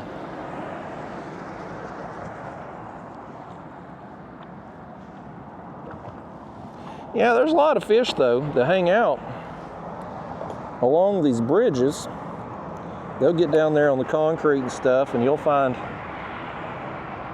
it seems like there's a million different types of snapper. And I've brought a measuring board because apparently them snapper are a legal bait as long as they are adequate size. And there's a Cubera snapper that I think is like 12-inch minimum. And then there is the mangrove snapper that is a 10-inch minimum, and a few other types of snappers that are like 10 or 12 inches. So I figure the safe play is to probably go for 12 inches.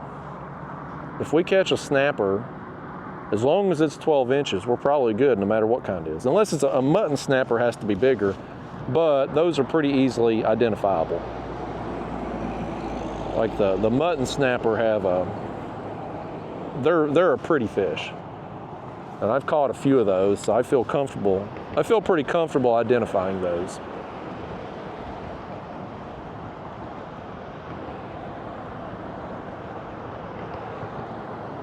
We need to do something with this balloon though. We might need to go, with the current still going that way, it might be easier.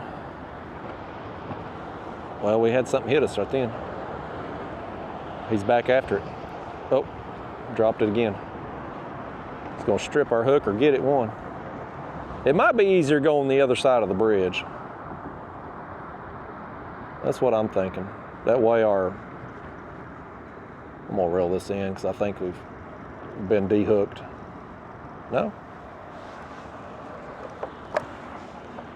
Let's do that. Put this over here. We're gonna go on the other side of the bridge. That way our balloon will be behind us as we work our way around instead of it getting in front of us like it is. I'm indecisive, folks. Again, I'm learning here. We're just figuring out what we can and can't do. Let's throw this out here and let it sink down. Throw it in the shaded area maybe. A lot of these fish seem to be, they'll be kind of stacked up in places, and sometimes it'll be the shady side, sometimes the sunny side, sometimes it don't seem to matter. That's another one of those things I kind of got to learn, like where do certain species of fish hang out at? I know around like these bridges, you can see all the stuff growing on the concrete there. Like all these bridge columns, man, you throw some shrimp and we got something right here, buddy. I don't think this is one of them leather jacks, folks. This feels a little different. But you throw around these things and just like that, you get a piece of shrimp down there, you're gonna get bit. And you can do that all up and down these bridges. Don't matter which bridge you throw at, they've all got fish on them to some extent. Well, look at that rod, man. Look at that thing. He is pulling. I don't know what this is. Again, we're light tackle here, 6-pound line, so I gotta take it easy. I got my net up here though, so I ain't worried about being able to land him. We can land him. We just gotta get him up here first. I still haven't got a look at him. You know what's gonna happen? We've had a bait out there for sharks for 3 hours now. I ain't been touched. We're gonna be reeling in something, a random fish, off one of these bridge columns, and that's when we're gonna get sharked. It's gonna happen on the 6-pound line. That's what's gonna happen, folks. I can predict the future. Okay, yes, yes. That's one of them jacks right there. Oh, get in that thing. Get in that net, buddy. Get in that net. Yes. All right. Okay. Yes. You know what I want to do? I want to put him on as our shark bait. That's what I want to do.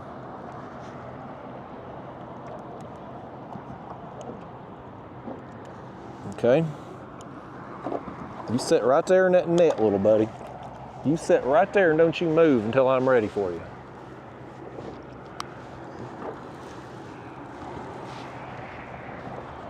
Let's reel in our other one here. I want to put this thing on alive, man. I want to put him on. This one's been out for a while. Let's just throw him out. I'm not even gonna put him in the cooler because we got plenty.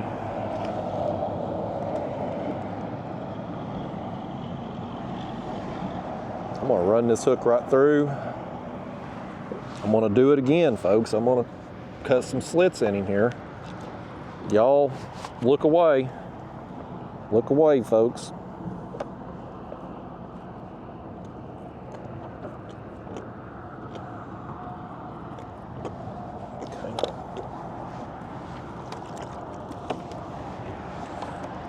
Let me get me a thumbnail with this thing too here, folks. That might be a thumbnail opportunity right here in front of this bridge.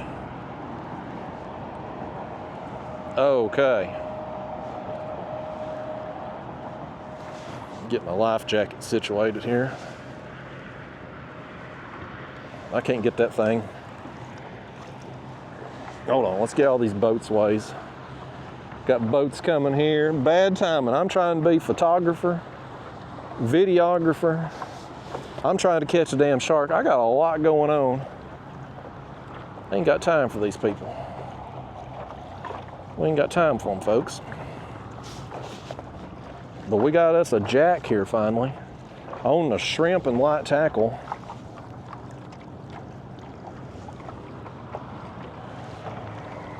Okay. Hopefully that'll work for my thumbnail right there. Okay. Actually, let's do him on this side. All right. Yes, all right, folks. That thing's gonna kick around a little bit. He's gonna bleed a little bit. And we're gonna go over here and try to catch some of his friends while he tries to catch us a shark.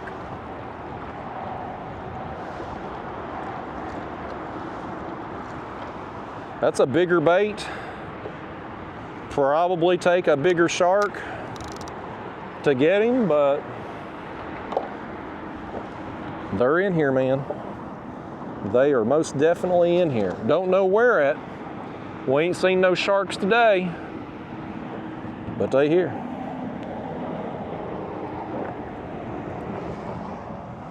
Throw this shrimp tail on this one.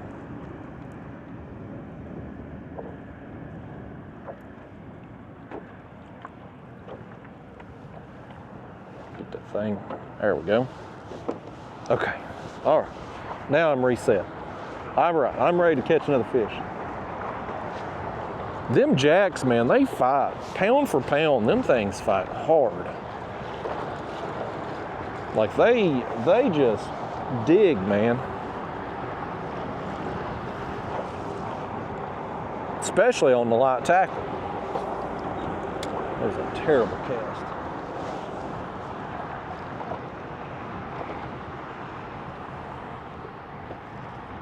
Yeah, I'm gonna move up here a little closer and try to make a better cast right there. Okay. Yeah, we'll let that just sink down. I'm not really doing anything with it. I'm just casting it and letting it fall. That scent of the shrimp, because everything eats shrimp. Shrimp's the bottom of the food chain here. Like everything's gonna eat it. Right there. Oh, something hit me too as I was reeling it in. Probably wouldn't hurt to have a little bit heavier jig head. But yeah, we'll just work around. We'll keep that balloon behind us, down current of us. That way we can get up here and cast toward the bridge column without the balloon getting pushed down one side while we're on the other, and vice versa. And see if we can't get us some more of whatever wants to bite right up in here. A day like today, with the wind as light as it is, I can actually fish this effectively. If it's blowing harder than it is now, we got a little bit of a bow in the line right now. But when it's blowing harder, you just can't hardly fish this light tackle. I just threw the bait off. Did you see that? You all threw that bait off. I let you cast one, and you just flung it right off there. Get another one of our shrimps.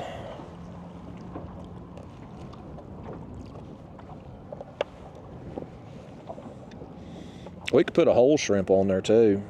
I'd need a bigger hook, really, to do it. But I mean, you can. But I mean, just if you're just wanting some bait, have some fun on the light tackle, you can just do like we're doing here. Just take a little piece of shrimp, and then you get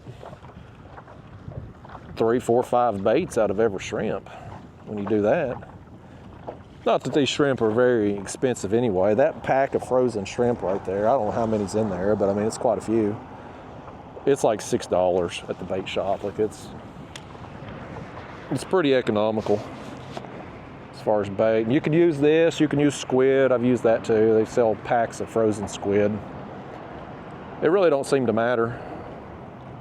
The main thing is just throwing it around this concrete and letting it sink down a little bit.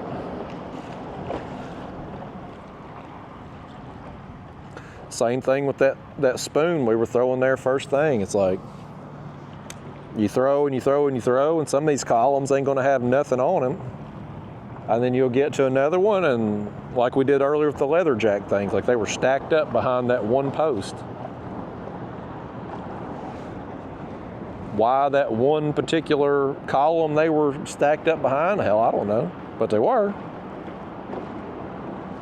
We got something right here. He's a digging buddy.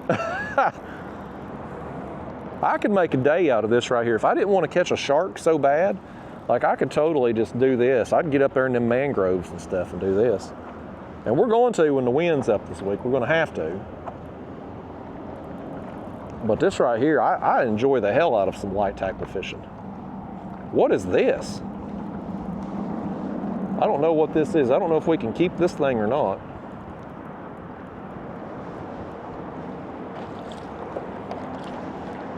Look at this fish right here. Let me net him. I ain't gonna reach down there for him. Look at this thing.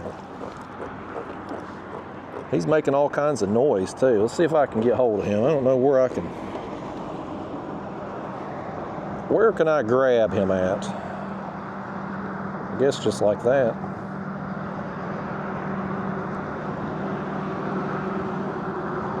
Boy, he is. Let me get this hook out of him here.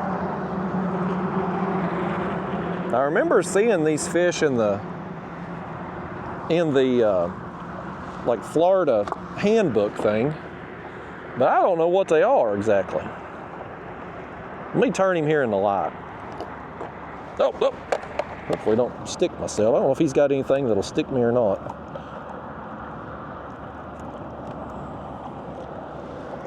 Nope.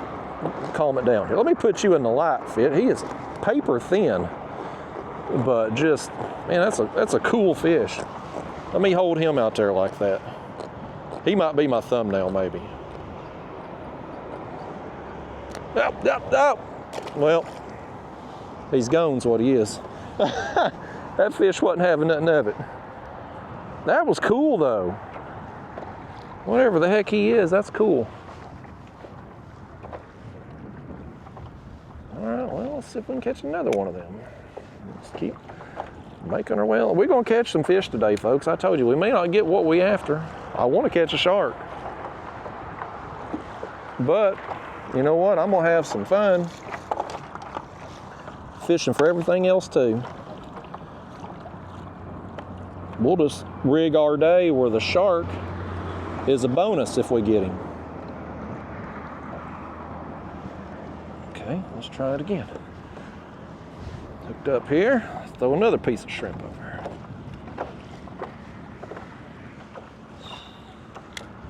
Oh hell, I threw over that damn. Did you see that? Well, again, I give you all the rod, make a cast, you about threw over that concrete. It's a wonder I didn't get hung up right there letting y'all do that. Y'all just need to let me cast is what it is. Y'all, every time I give you all the responsibility of making a cast, you all find a way to either get us hung or throw us over something or embarrass me somehow. I just gotta take matters in my own hands here, folks.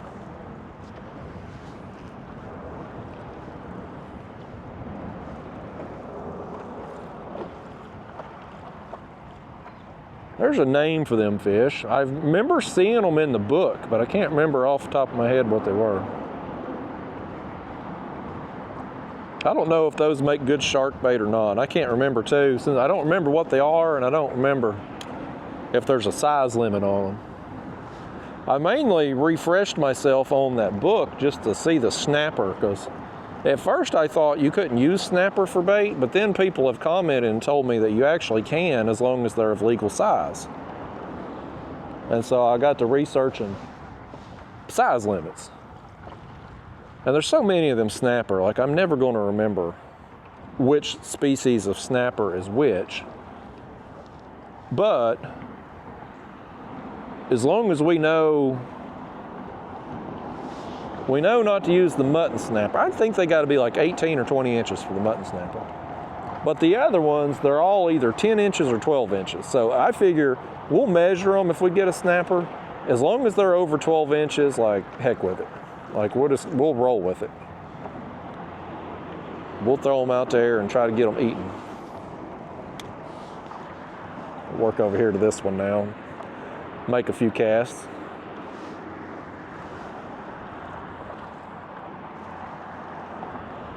I don't know how deep it is through here. Again, I don't have a graph, so no real way of knowing exactly how deep it is. Thought we had something hit us, but apparently we didn't.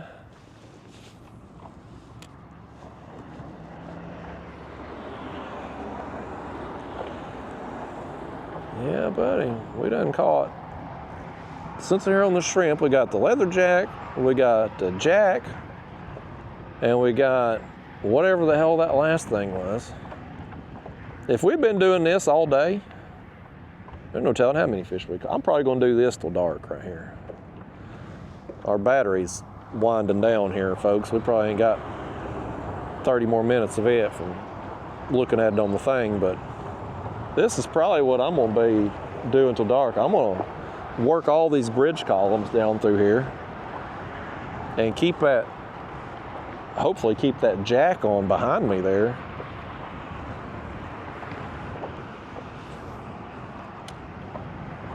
But I'll do the light tackle fishing today.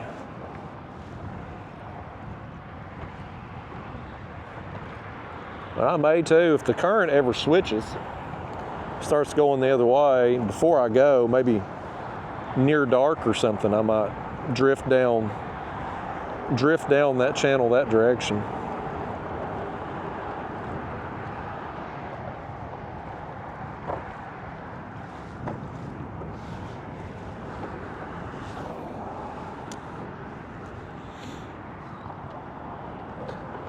We ought to get them boats that are up there putting out their chum bags up above the bridge. Hell, we ought to throw them the columns there in their scent trail.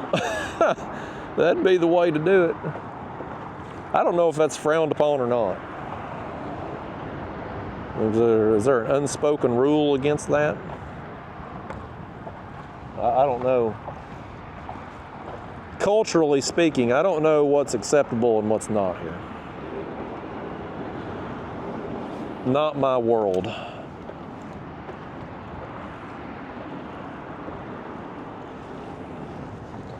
This particular bridge column's a little different though. It's got these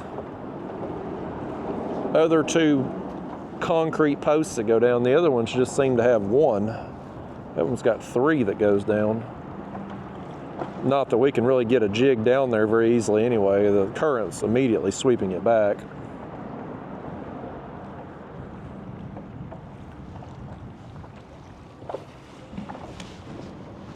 Oh crap, y'all. Something's got our bait. Something's got our bait. I heard a huge splash. I heard a huge splash over there. I heard a huge splash, something run, and he's gone. Huge splash. What happened? I'm very hesitant to reel this thing in right now.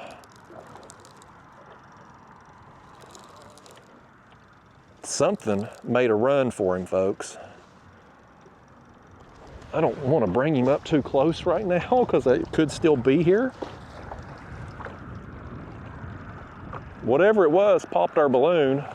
There's our jack. Oh my gosh, I see what happened. Let's get him up quick. Folks, something got our jack and the bait turned back in on it. The bait turned in on, the hook turned, I can't get my words out. The hook turned back in on the bait, you know what I'm trying to say. Let's hook him out to, let me get hold of him here. Let's go out like this. Man, that was a big splash I heard though. It was a big splash and a short run, and something tried to eat him, and it just didn't work out, man. He got part of him. It got the back of him, and it got our balloon. Dang, man. Dang. That was the one we've been waiting on, folks. That was our ticket. Let me get another balloon on. We popped that other one there. Okay. All right, folks. We know there's something around here right now. We know there's something around.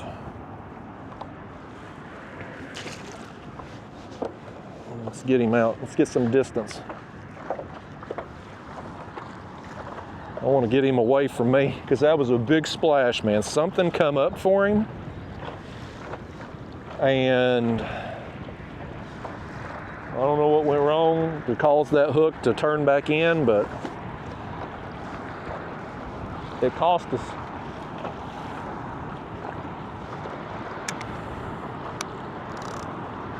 All right, folks. Hey, that was exciting, man.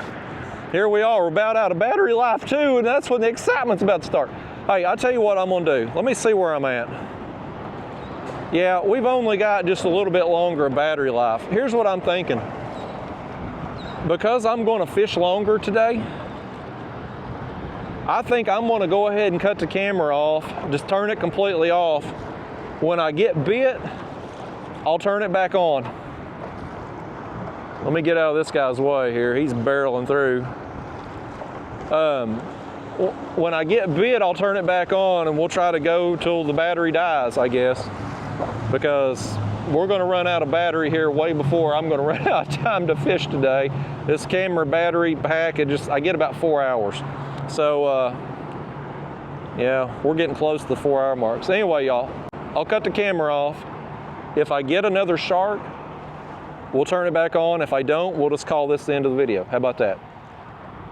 I hope we get one though today, man. I hope we do, y'all. Fingers crossed that there's a big fish coming. If not, I'll see you in the next video, which will hopefully be filmed tomorrow. Oh, y'all, uh-oh. We've got something. We got something running here. Well, that's a slow pull right there, folks. That's a slow pull. Let me just Let me just tighten down on him a little bit there. We got one, by gosh, we got one. I hope this camera's still going. I turned it back on. I hope it's going. I don't know if the microphone's still going or not. This may be terrible audio. Oh, goodness, goodness. Whatever it is good. It's a good fish right here, folks. I've made a run. Oh, he's coming at me. He's coming at me. I was dragging bottom with this bait, y'all. The wind has shifted. I fished around the bridges. Caught a bunch more fish, just smaller stuff. I got another jack, which I put on live. And he, you know, he petered out after a while. And so I pulled him under a balloon all the way down through here. And he'll eventually spin us around here and show you the bridge, how far I am away from it. But I hadn't done anything on the balloon, right? And so I said, you know, I'm gonna cut some more big slits in this thing. And I'm gonna let the wind push me back toward the bridge. And lo and behold, we hooked up here, y'all. We hooked up. I'm gonna get me one yet, y'all. It's happening. It's happening, y'all. I'm gonna get me a dang shark today. It's took all day. It's took all daggone day, but I'm gonna get me one.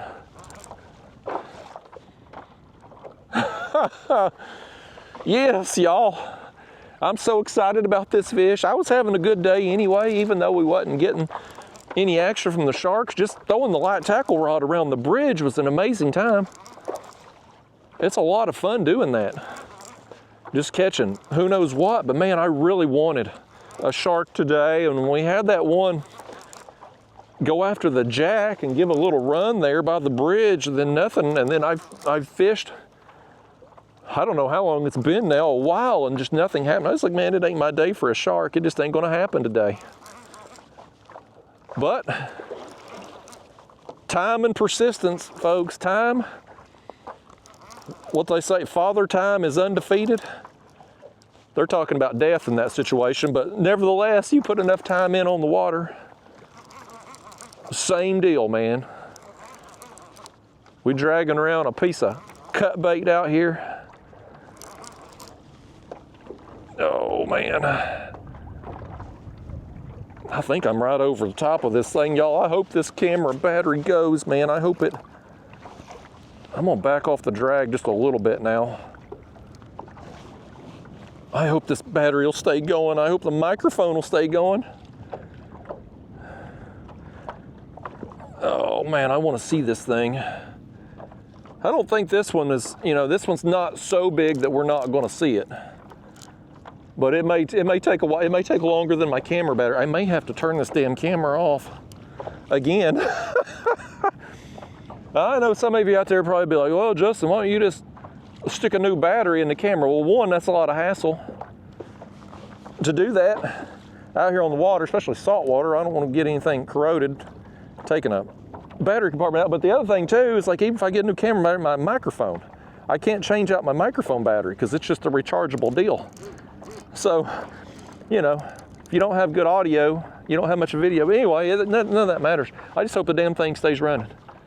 I just hope it stays running long enough for me to get some footage for myself, just to get a look at him up here, just to get some confirmation. So far, that mono leader's holding up. I'm gonna tighten down just a little bit more on that drag. I don't want it so tight that if he runs sideways, he'll pull me over, but I don't want it so loose either that he ain't getting a little tension on him, you know. I feel like we're getting him winded down a little bit. There's my swivel. There's my swivel. So we're within about 8 feet of seeing him, folks. We're within about 8 feet here. Oh, buddy, you keep your eyes open now. We're about to see him. We're about to see him. He's got to be close. Yeah. There it goes back down. I still ain't got to look at him.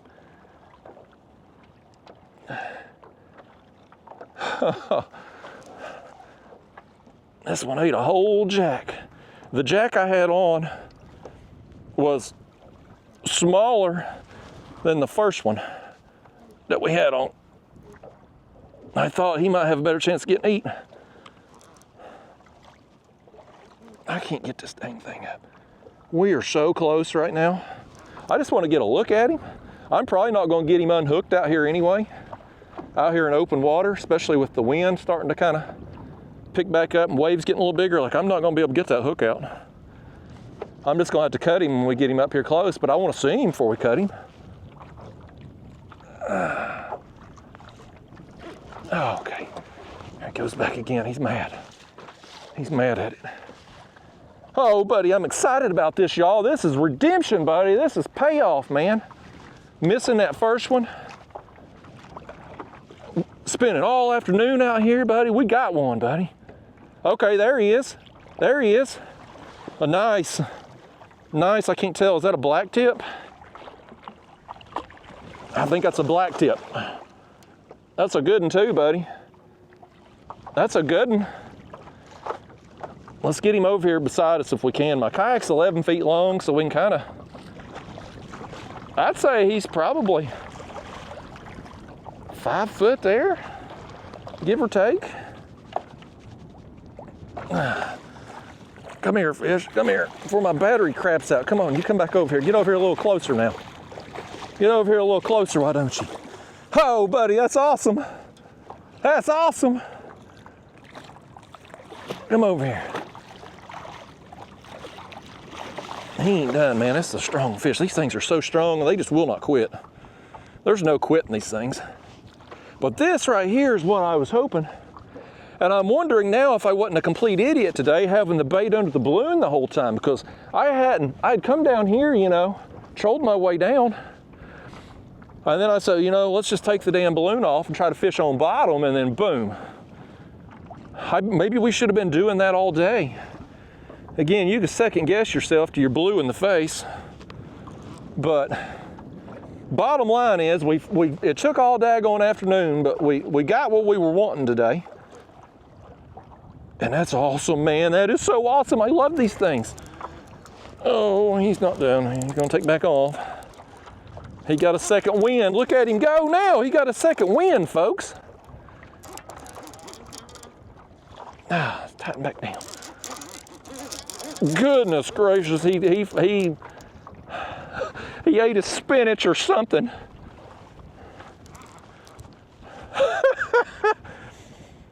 Oh man, I hope this camera keeps going. I hope the microphone keeps going. I hope it all. I just want this to work out in every way possible, man. I want this to work out. I want to get this fish. I want to find wherever the best hamburger and Isla Morada is. I want to eat it tonight. And I know I said I wasn't going to have no more Coca-Colas, but I might have one to celebrate tonight, by God. Oh no, y'all. We're around the crab pot over here. I feel my line rubbing. Oh, crap. I don't know which way he went around it.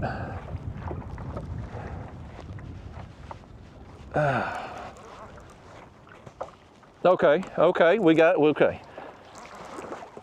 Oh, no, we ain't either. We ain't good either. Oh my gosh, did he go circles around it? Oh. Huh. Oh my gosh. Y'all. Huh. Uh-huh. Oh, Lord. Boy, he went that way. We got from out around the crab pot, though, dadgummit. What a nightmare those things are. Every time I fish around them things, they get me in it. Oh, man. Oh. Okay. All right, we got around the crab pot. We're good. We're good for the time being, y'all. Ha! This is awesome, man. This is worth the drive down here for this one fish. I should have been fishing on bottom the whole time, though. That's what I should have been doing, just drifting bottom. because I didn't have that down long, and we spent so much time fishing up near the surface, nothing happening, we wasn't seeing anything. I should have done it earlier. That's okay. That's okay. We figured it out in the end. We got plenty of time left today before I got to make a run back to the car before that sun goes down. I got plenty of time to handle this fish.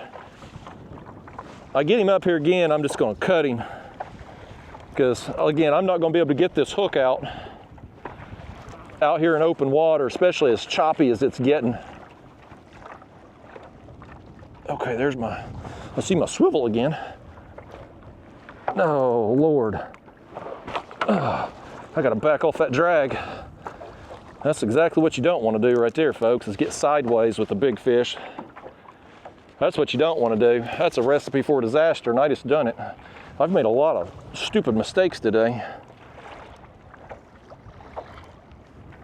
Oh man, this is awesome. Oh, I love this. This is worth the trip, y'all, worth the trip.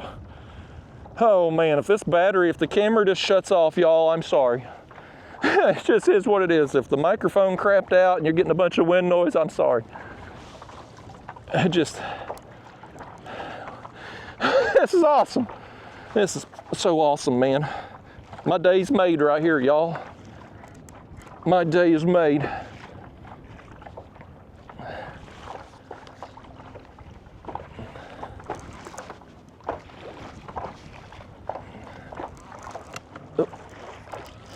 Oh.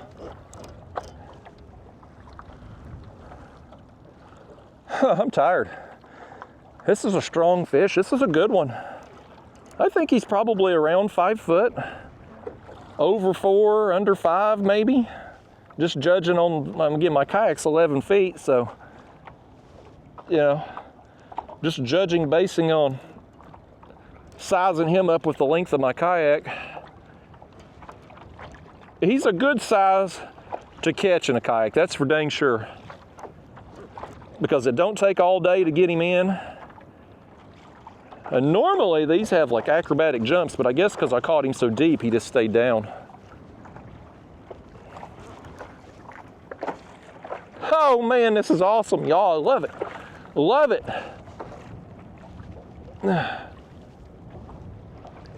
Oh goodness, there it goes again. There it goes again. He still ain't done.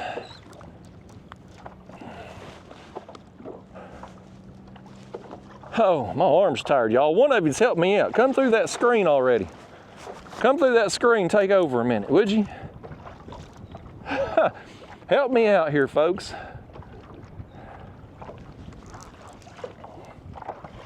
Boy, we got him up to the side of the kayak. I thought, okay, he's about done. He's about whooped.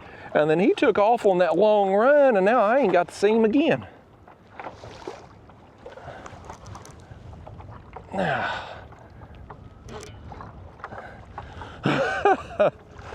This is so much fun. This is so much. I wish y'all could experience this one time, man. Just one time. This is so amazing. I love it. Oh man. There's my swivel again. I see it there on my leader. I just don't see him again. Try to lift him up. Nope, there he goes. There he goes. No, he's right back there at my rudder. Okay, he went off that way good. Oh.